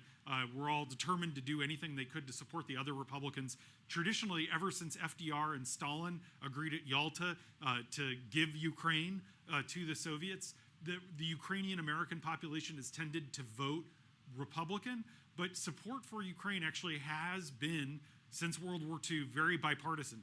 Last night, just by happenstance, I had an interview scheduled during the 9 o'clock hour, the hour that Putin gave his speech declaring war, with Marcy Kaptur. She's a Democratic congresswoman in Ohio, the longest serving woman in Congress ever, and she represents Parma. And I talked to Marcy Kaptur for almost an hour about just how meaningful this is for her constituents. She talked about trips to go to Ukraine where she has relatives during the 70s and 80s. She said it's one of the reasons that she got involved in politics. And she really emphasized just how bipartisan this has become as an issue, and that she really hopes Republicans like Mitch McConnell and others really do forcefully break with Trump, because what Trump is saying is so at odds with what has been the conservative position really since Dwight Eisenhower won the Republican nomination at the 1952 convention over an isolationist candidate who happened to be a senator from Ohio, Bob Taft. It could be another clarifying moment for the Republican Party as it decides who and what it wants to be. Thank you so much, James. Well, let's talk more about what's been happening in Ukraine on the ground. Got my prepositions right there. Let's talk more about the situation there. Ukrainians in Kyiv, for example, were desperate to leave today by any means possible after the attack commenced this morning. People were flooding the train station, leading to chaos, and our colleague Whitney Shefty was there to give us a glimpse of the scene. Let's watch. Я сама украинка, прилетела с Германии сегодня ночью, но случилась беда. Где-то в 6 утра с аэропорта нас эвакуировали вместе с дочкой. Все бежали из аэропорта, потому что было какое-то нападение со скоростью света. Очень много людей, 2 сотни, 3 сотни людей.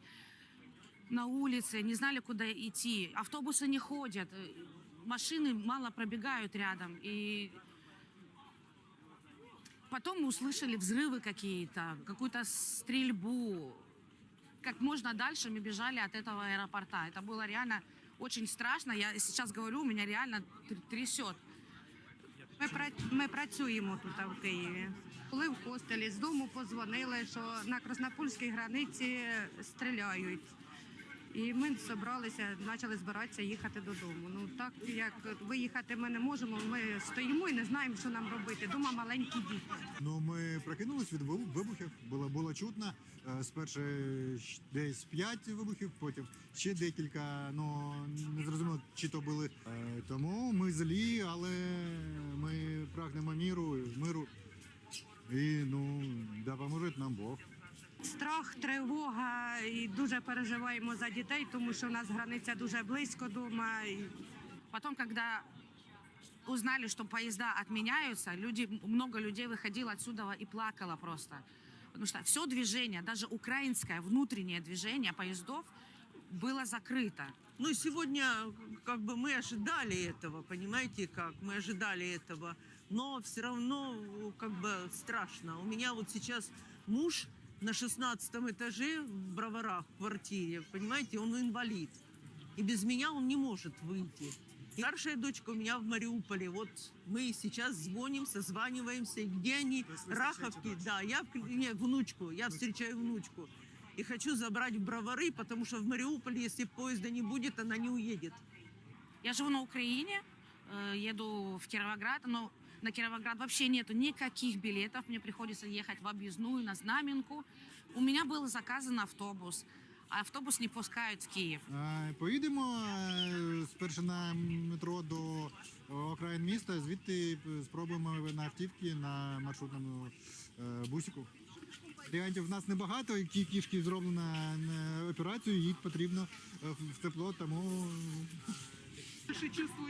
Нет, я с Украины никуда не собираюсь уезжать. У нас в Броварах уже квартира. Мы как бы выбрали Порошенко. У нас был прекрасный президент, которого мы все поддерживали. И поэтому я никуда не собираюсь. Ни моя старшая дочь, ни младшая дочь. Все мы находимся здесь, и внуки все. То есть мы имели возможность выехать, но выезжать мы не будем. Я заканчивала институт еще в России. И я как бы была военнообязанная. То есть я могу помочь нашим ребятам, ВСУшникам, то есть перевязки, готовить. То есть я к этому готова. У нас под Броварами есть воинская часть, то есть мы созванивались. Если нужна какая-то помощь, мы будем там. Встретить внучку и, честно говоря, просто как бы у меня нет с собой оружия. Я еще не прикупила. Понимаете как? Да. У зятя есть, у младшей дочки есть. Ну ничего. Руками загрызу.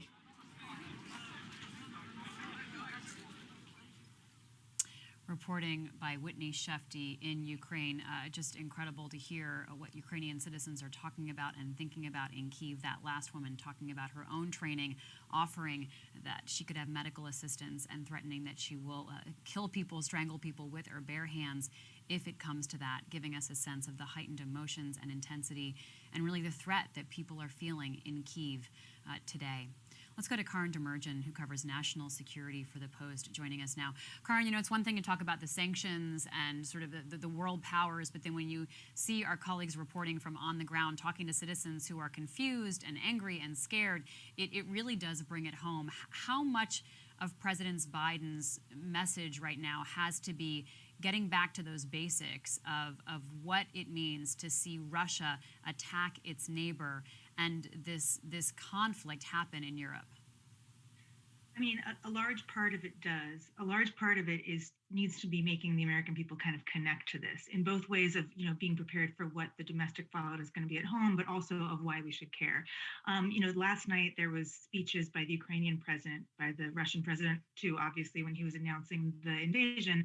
But the Ukrainian president really, you know, he spoke to the Russian people and he spoke to the Ukrainian people in a very firm, very heartfelt sort of fashion. And that sort of, you know, it's just very evocative when you hear somebody sort of pleading for peace for his country, because as he kept making the point, the people who suffer here, no matter what, are people, and we're all people, and we're supposed to care about protecting the lives of people.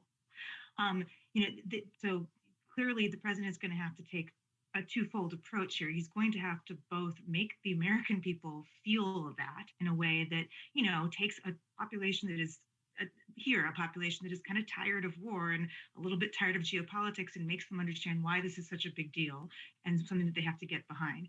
And also takes a stance that stands up to what Putin has done here. I mean, look, we have been hearing that this is just phase one, that this is the initial onslaught, the primary incursion, that it's going to get worse. This is the time when everybody's looking to the West to see just how fierce the sanctions they will put down on Putin are. Clearly, there's no American troops going into Ukraine, but what is going to happen for helping Ukraine, for the coming refugee flows that are going to be pouring into Europe? You saw all those people at the train stations trying desperately to get out. Everybody is trying to outrun gunfire. They do not know what the scope of it will be. And that is a very, very shaky sort of a situation to live in, but also to plan help for when you're coming in from the outside. Karin, what do we know about Russian troop movements? We're trying to get as much information as we can from the ground. Obviously, the Russians and Vladimir Putin are not reliable narrators. What do we know? No, well, I mean, you've seen some of the videos of these explosions happening on the outskirts of these major population centers, in airports, striking military targets. The Pentagon has been tracking 3 main points of entry into Ukraine that are coming both from the Russian border and the Belarusian border, that are homing in on the population centers. There is a move on Kyiv. There is clearly a whole bunch of fighting in Kharkiv, which is less than 30 miles away from the Russian border to its north. And, the question is, where will it be the footprint be expanded from them? I think that, the Russians have made very clear that they are trying to neuter the Ukrainians' defenses, and that and the Americans have been very clear that they think that the Russians are trying to cut off the head, decapitate Ukraine's government. That suggests that any sort of military or government target could be a risk right now. But so far, most of this has been done via different forms of missiles. They tracked over 100 missiles going into Ukraine. Again, this is as of a few hours ago, so all of the information we have is developing really minute to minute. And the beginnings of a ground movement coming in, again, moving towards Kyiv from the north. And so, all of these sorts of things, the Ukrainian population is kind of stuck, right? I mean, where do you go? Do you go towards the train stations? Or there are no flights right now. They closed the airspace, right? So the airports aren't an option. You risk going downtown to train depots and things like that, or do you just try to go to the country and to the hinterlands to where it may be safer because maybe there's no obvious targets there? These are the questions that are confronting every Ukrainian right now who lives in these areas in the middle and in the eastern part of the country. And, people in the United States government have said that thus far, there's no real surprises in what we've seen. This was the worst of what they were warning that Putin might be capable of and going for. But, the question is, what is going to come next? There's concern, obviously, a lot of, that's an understatement for Ukraine, but also concern with the NATO neighbors to the east. We are repositioning F-35s in a few countries strategically on the NATO border. And clearly people are watching this moment by moment to make sure that those countries are ready to both accept the Ukrainians who are running out to the west, but also bolster their defenses, just depending on how close Russia comes to that line.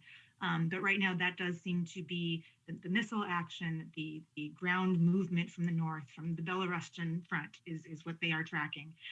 No amphibious assaults yet, but, remember, Ukraine is surrounded by Russia to the east and sort of north, Belarus, which is kind of a vassal Russian state right now to the north, and the Black Sea coastline, which Russia has more control over now that they control Crimea, and have put many, many ships in that region as well. All right, let's go to James Hohmann. Karin, if you can stay with us for a moment, and he can illustrate some of what you were just talking about. Karin cut out a little bit there, James, but she was reminding us that Ukraine is bordered by Russia, by Belarus, the water, and then you see the west there. So, James, what areas are you most watching here? Is it the capital? What about areas farther west? Could we see the government and other people move west, trying to get some buffer away from the eastern part of the country? Yeah, absolutely, Libby. And indeed, the entire western part of Ukraine has the Carpathian Mountains, which aren't enough to stop the overwhelming force of the Russian military, but they do provide some insulation. And they were significant in past European wars, including World War II. And what Karun is saying is absolutely right, which is the calculations that people are facing. Poland over here is where a lot of people are fleeing. There's long lines. People are abandoning their cars and going on foot. There aren't that many border crossings, over that you can really take to get across the border from Ukraine to Poland. So there's long backups. And in recent days, the U.S. embassy has evacuated from Kyiv. The U.S. has had a pretty large diplomatic presence in Kyiv, and they've gone to Lviv, which is here in the western part of the country, much safer. And then every night, the U.S. diplomats in Lviv have been crossing the border and sleeping in Poland. So it is conceivable that you would have what's left of the Ukrainian high command and leadership move to the western part of the country. And there was a scenario that had been discussed where maybe Putin only tried to take up to the Dnieper River, which is really the dividing line between east and west. Maybe try to take Kyiv, and then the western part of the country would be sort of the independent Ukraine, and the eastern part would be Russian-controlled. Based on the attack trajectory as we're seeing it in these early hours, and again, it's nighttime over there, it seems like Putin has ambitions to take the entire country, and he's trying to, again, take out the air defenses. He's trying to take out what the Ukrainians have of their air force, control the air domain, and then control the land domain. And so, in terms of what I'm watching, obviously Kharkiv is the second largest city in the country. We heard earlier in our program from Isabel, who's there. It's only about, I think at the shortest point, the city limits of Kharkiv are 12 miles from there to the Russian border. Downtown Kharkiv, about 25 miles. So the Russians could conventionally take that city pretty easily. The big city, the big prize, Kyiv, and it is very significant that Belarus, which used to be a pretty independent country until the last year or two, really did a pretty good job of playing the West and East off each other to get concessions, to get funding from Washington, foreign aid from Europe, but also support from Russia. The leader there has moved solidly to the Russian camp ever since he lost a free and fair election, or illegitimately kind of held power, wouldn't give up power. That really alienated him with the West. And so now that has allowed Russian forces to move deeper into Belarus. And so you can see, as Karim was talking about, they have had control of Crimea since 2014. They control the Sea of Azov and the Kerch Strait, which is really significant.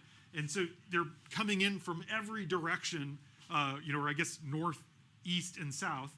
And so that is pushing everyone, all the refugees who want to get out of Ukraine, to the west toward Poland.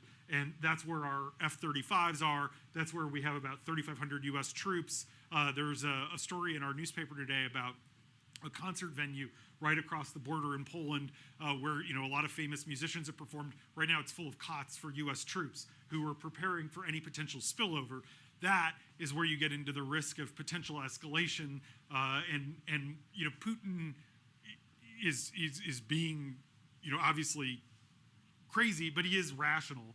And a lot of Western officials expect that he won't do anything that could cause potential blowups that would pull the United States into war, because if that happens, then pretty soon you're talking about an escalation spiral that could lead to something like World War III. And to that end, Karin Demirjian, President Biden, as well as other American leadership, has been very careful as they've talked about where American troops would be, how close to Ukraine or far away from Ukraine they would be. There seems to be a lot of very direct signaling, very overt signaling to make it clear that they are not engaging in a boots-on-the-ground war with Russia in Ukraine. I mean, right. I mean, that's been very concerted, and that's because NATO is fundamentally a defensive alliance, and Ukraine is not part of NATO. It wants to be, but it is not. And so there is not an obligation for NATO troops or for any member state of NATO to send their troops into Ukraine. And frankly, that would probably end up being an escalation. Sad as that is what Putin's banking on. And it's a fairly smart calculation on his part, because he knows that the NATO countries are very reticent to go beyond their borders. And that has been, frankly, why Ukraine has probably not advanced any further in its NATO aspirations than it did all this time. If you have 20% of your country being occupied by a foreign and adversary power, that makes it very difficult to join a defense alliance that fundamentally boils down to that Article 5 of an attack on one is an attack on all. I would just add, going back to what James was talking about with the map, those are all really good points. I think two places that I would just add to what he's watching, though, in all of this are two really strategic ports. Mariupol is to the east of Crimea on that Sea of Azov area that he circled. That was a scene of heavy fighting before. The last time this happened, 7-8 years ago, the last time I was in the region, that could be a very strategic way of choking off Ukraine. And then to the west of that, nearer to Moldova, is Odessa, which is a very famous, storied city in Ukraine. But also Odessa has always had a fairly sympathetic to Russia population. Not entirely, but there are potential people there who would not be terribly upset as the people in Kharkiv and Kiev, et cetera, would be. Now, we've seen that the main first assault has been on those larger first and second size in terms of population cities that are further north.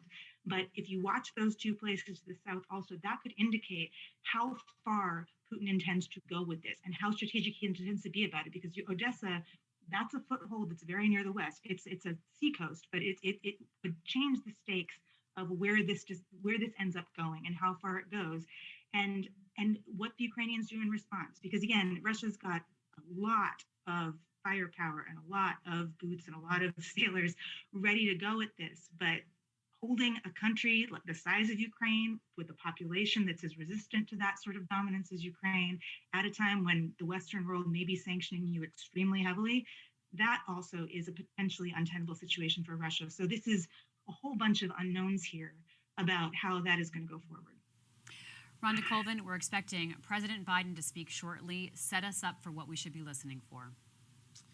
Well, I think right now from what we're hearing is that he is prepared to talk about more specific and stronger sanctions. That looks like the direction that this is headed in. And of course, I think it's also going to follow the framework of his previous speeches, the one this week as well as one he had last week, where he's explaining the situation to the American people. I think he's probably not going to shy away at how serious this has become since the attack began overnight. I think he really is going to make sure that that point hits home. And I think from what I am seeing from members of Congress who have been coming out with their own bold statements on what should be done next, I think they'll also be listening to this as well and preparing what to do next week when they return. But I think right now he has the responsibility as president to tell everyone where America stands right now, what are these new developments, and how America is going to respond next. So we know earlier this week he said that he had tranches of sanctions that would be revealed over the coming days, and I think right now, because of what happened last night, he's in the position to discuss that a little bit further. So I think these speeches are twofold, where they're going to be for education's sake, making sure American people know what's going on, and they're going to be about the specific steps the United States plans to take. And it's always, I always say this, even on the Hill when we're waiting on long breaks during hearings, always be mindful of when we see these long delays. That means, it doesn't mean that anything crazy is happening behind the scenes, but it does mean that this is being carefully considered. The words, his posture as he comes out, I believe Tyler also alluded to this as well, a few days ago when there was a little bit of a delay, that Biden was in the Oval Office making sure that he had his messaging correct. So I would suspect that that's part of what might be the delay right now. We don't know exactly, but anytime you see these long delays, it also points to the seriousness of the situation. We expect the president shortly. James Hohmann, let's go to you for this question of just how far sanctions can go. And we've heard a message from President Biden up till now of keeping a door open for diplomacy. But James, is that door, President Biden's coming out, so we'll hold those questions until after we hear the President of the United States speak. This is live coverage from the Washington Post. Sorry to keep you waiting. Good afternoon. The Russian military has begun a brutal assault on the people of Ukraine. Without provocation, without justification, without necessity, This is a premeditated attack. Vladimir Putin has been planning this for months, as we've been saying all along. He moved more than 175,000 troops, military equipment, and positions along the Ukrainian border. He moved blood supplies into position and built a field hospital, which tells you all you need to know about his intentions all along. He rejected every good faith effort the United States and our allies and partners made to address our mutual security concerns through dialogue to avoid needless conflict and avert human suffering. For weeks, we have been warning that this would happen. And now it's unfolding largely as we predicted. In the past week, we've seen shelling increase in the Donbass, a region in eastern Ukraine controlled by Russian-backed separatists. The Russian government has perpetrated cyber attacks against Ukraine. We saw a staged political theater in Moscow, outlandish and baseless claims that Ukraine was about to invade and launch a war against Russia, that Ukraine was prepared to use chemical weapons, that Ukraine committed a genocide without any evidence. We saw a flagrant violation of international law in attempting to unilaterally create two new so-called republics on sovereign Ukrainian territory. And at the very moment that the United Nations Security Council was meeting to stand up for Ukraine's sovereignty, to stave off invasion, Putin declared his war. Within moments, missile strikes began to fall on historic cities across Ukraine. Then came the air raids, followed by tanks and troops rolling in. We've been transparent with the world. We've shared declassified evidence about Russia's plans and cyber attacks and false pretexts so that there could be no confusion or cover-up about what Putin was doing. Putin is the aggressor. Putin chose this war, and now he and his country will bear the consequences. Today, I'm authorizing additional strong sanctions and new limitations on what can be exported to Russia. This is going to impose severe cost on the Russian economy, both immediately and over time. We have purposely designed these sanctions to maximize the long-term impact on Russia and to minimize the impact on the United States and our allies. I want to be clear, the United States is not doing this alone. For months, we've been building a coalition of partners representing well more than half the global economy.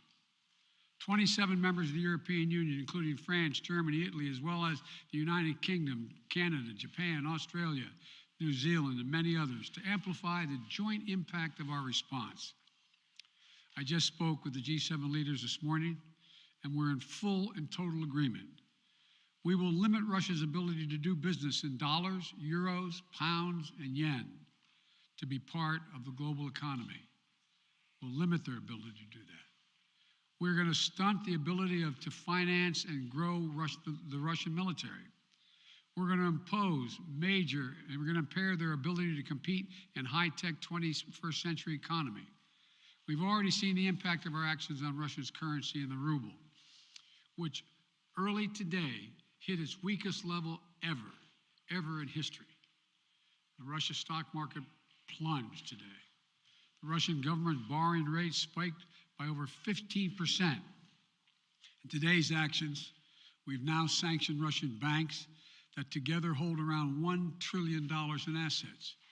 We've cut off Russia's largest bank, a bank that holds more than 1/3 of Russia's banking assets by itself, cut it off from the U.S. financial system. And today, we're also blocking 4 more major banks. That means every asset they have in America will be frozen. This includes VTB, the second largest bank in Russia, which has $250 billion in assets. As promised, we're also adding the names to the list of Russian elites and their family members that we're sanctioning as well. As I said on Tuesday, these are people who personally gain from the Kremlin's policies, and they should share in the pain. We will keep up this drumbeat of those designations against corrupt billionaires in the days ahead. On Tuesday, We stopped the Russian government from raising money from U.S. or European investors. Now we're going to apply the same restrictions to Russia's largest state-owned enterprises, companies with assets that exceed $1.4 trillion.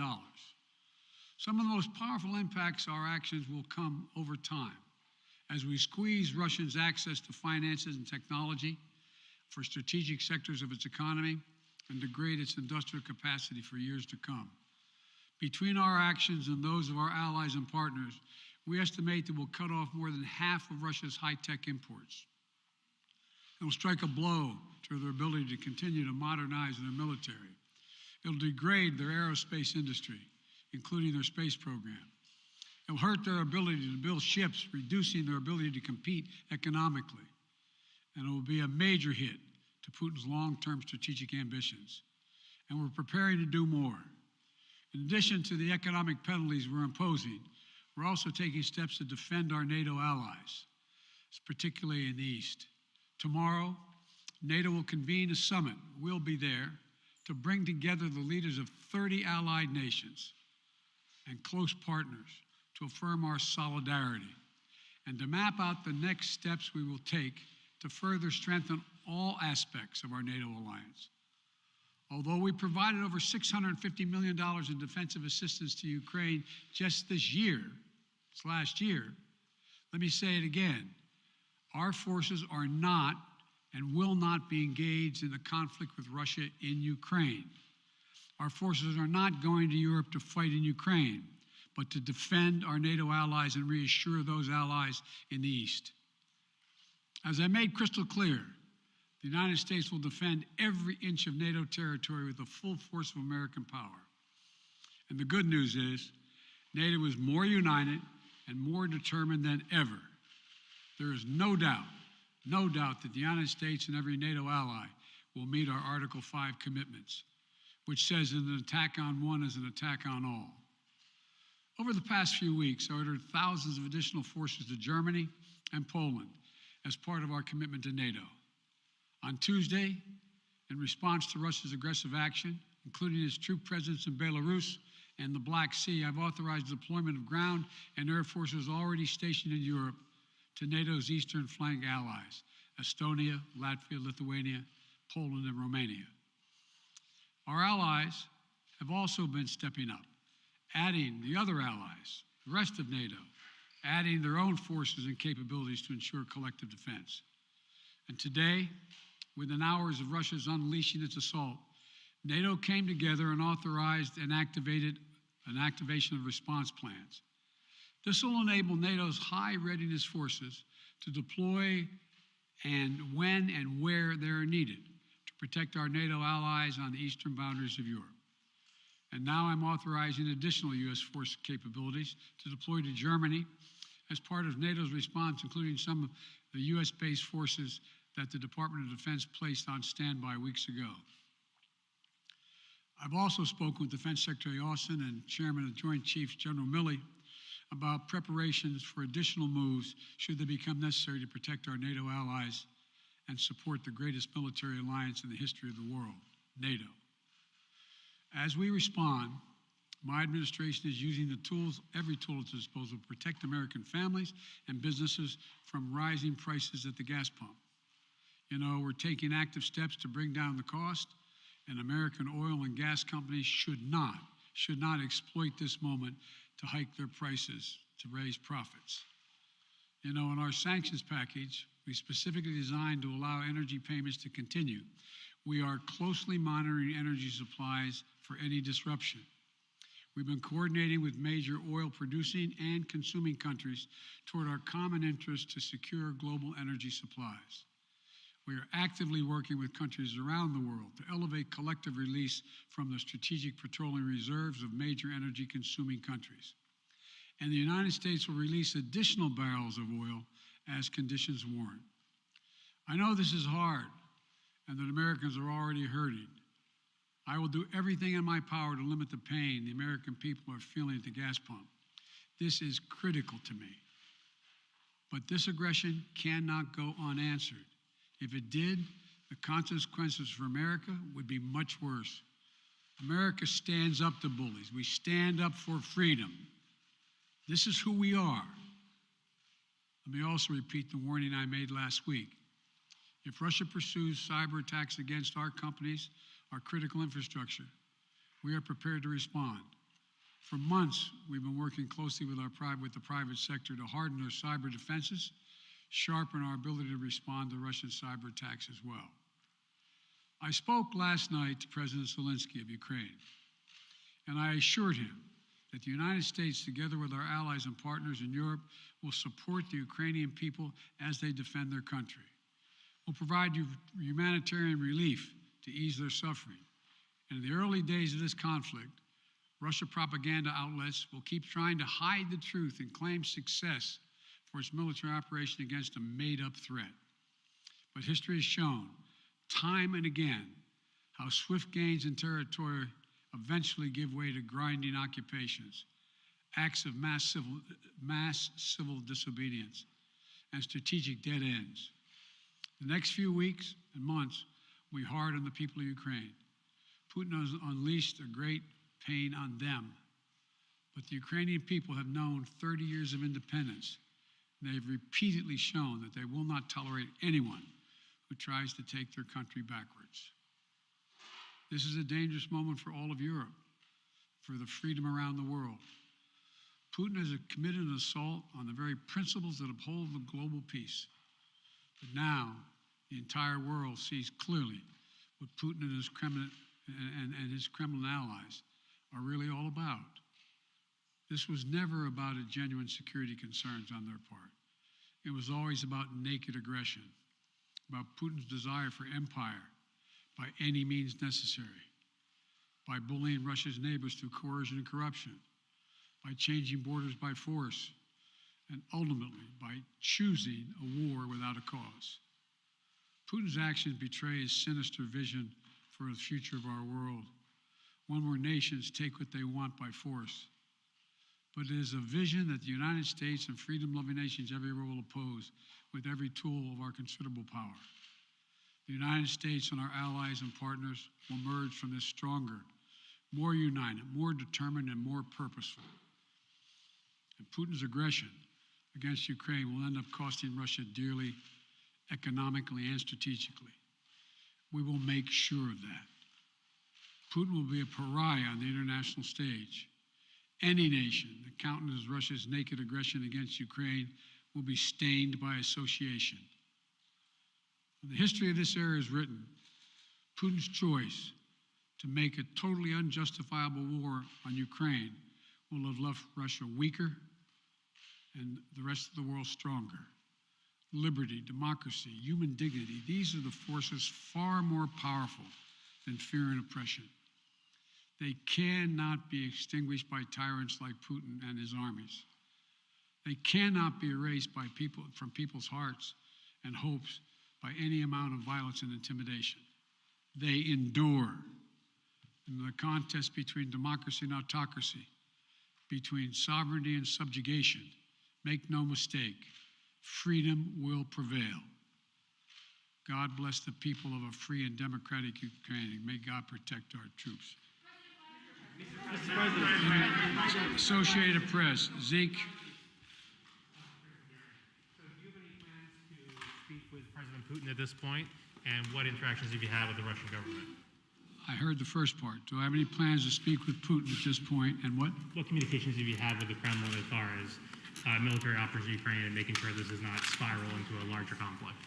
Well, it's a large conflict already. The way we're going to ensure it's not going to aspire to a larger conflict is by providing all the forces needed in the Eastern European nations that are members of NATO. NATO is more united than it's ever been, and I have no plans to talk with Putin. Wall Street Journal, Tarina. Mr. President, you didn't mention SWIFT in your sanctions that you announced. Is there a reason why the U.S. Isn't doing that? Is there a disagreement among allies regarding SWIFT and whether Russia should be allowed to be a part of it? The sanctions that we've proposed on all their banks are of equal consequence, maybe more consequence than SWIFT, number one. Number two, it is always an option, but right now that's not the position that the rest of Europe wishes to take. Cecilia Vega, ABC. Sir, sanctions clearly have not been enough to deter Vladimir Putin to this point. What is going to stop him? How and when does this end? And do you see him trying to go beyond Ukraine? And a second question I'll just give to you now. This statement that he gave last night, the threat that he gave, the West will face consequences greater than any you have faced in history. Is he threatening a nuclear strike? I have no idea what he's threatening. I know what he has done, number one. And number two, no one expected the sanctions to prevent anything from happening. It has to show, this is going to take time, and we have to show resolve so he knows what's coming. And so the people of Russia know what he's brought on them. That's what this is all about. This is going to take time. It's not going to occur. He's going to say, oh my God, these sanctions are coming, I'm going to stand down. He's going to test the resolve of the West to see if we stay together, and we will. We will, and it will impose significant costs on him. Will he go beyond Ukraine, sir? Do you see him going beyond? Yes. Two topics, just really quick. First, markets are down and gas prices are up. I know you always stress the difference between Wall Street and Main Street, but everybody seems to be in for some economic pain. How economically painful is it going to get for people in this country? And I do have one more question. First of all, there's no doubt that when a major nuclear power attacks and invades another country, that the world is going to respond, and markets can respond all over the world.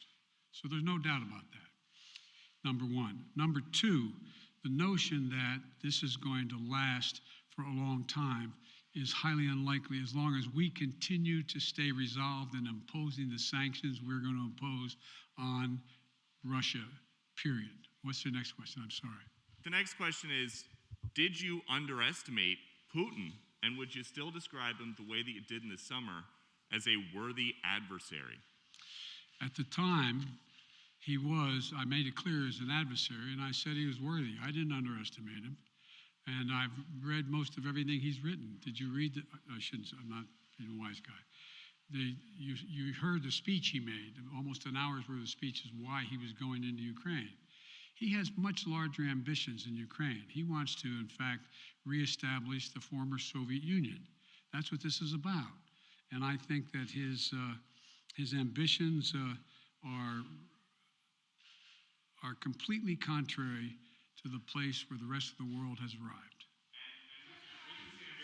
You're confident that these devastating sanctions are going to be as devastating as Russian missiles and bullets and tanks?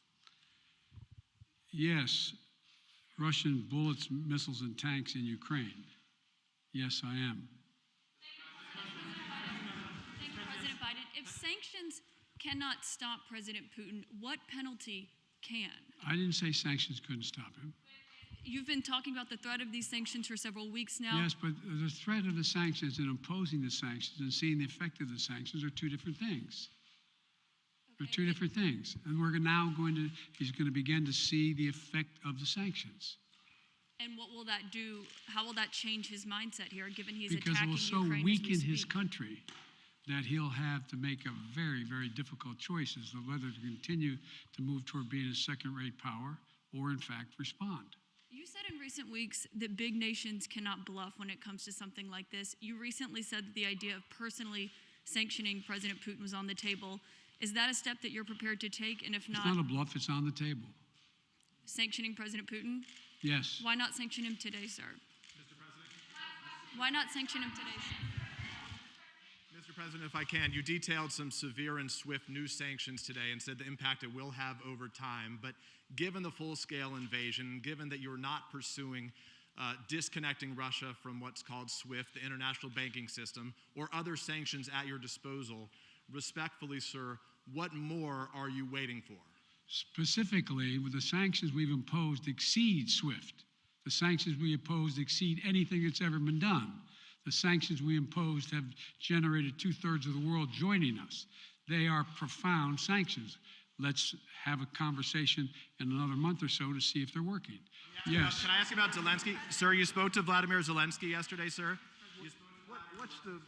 What's the risk that we are watching the beginning of another Cold War, and is there now a complete rupture in U.S. and Russian relations? There is a complete rupture right now in U.S.-Russian relations if they continue on this path that they're on. And in terms of a Cold War, that depends. You have the vast majority of the rest of the world in total opposition to what he's doing, from Asia to South America to Europe to around the world. And so it's going to be a cold day for Russia. The idea, you don't see a whole lot of people coming to his defense. And are you, if I could follow up, sir, are you urging China to help isolate Russia? Are you urging China to help isolate Russia? I'm not prepared to comment on that at the moment.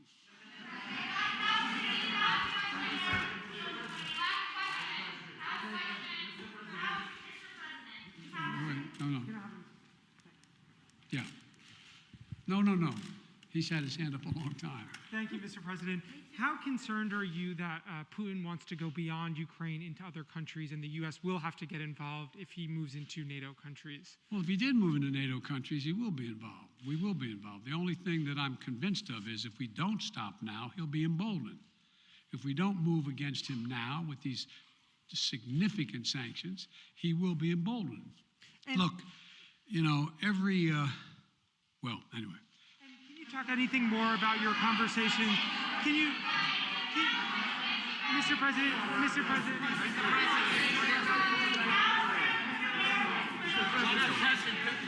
Why not sanction Putin directly today? I'm sorry, I can't hear you. Sir, India, which is a major defense partner of the United States, is India fully with you on the issue of Ukraine and Russia? Does the Defense Department of the United States? Sir, India is one of your major defense partners. Is India fully in sync with the United States on Russia? We're in consultation with India today. We haven't resolved that completely. One more question. Okay, thank you all very much. Thank you.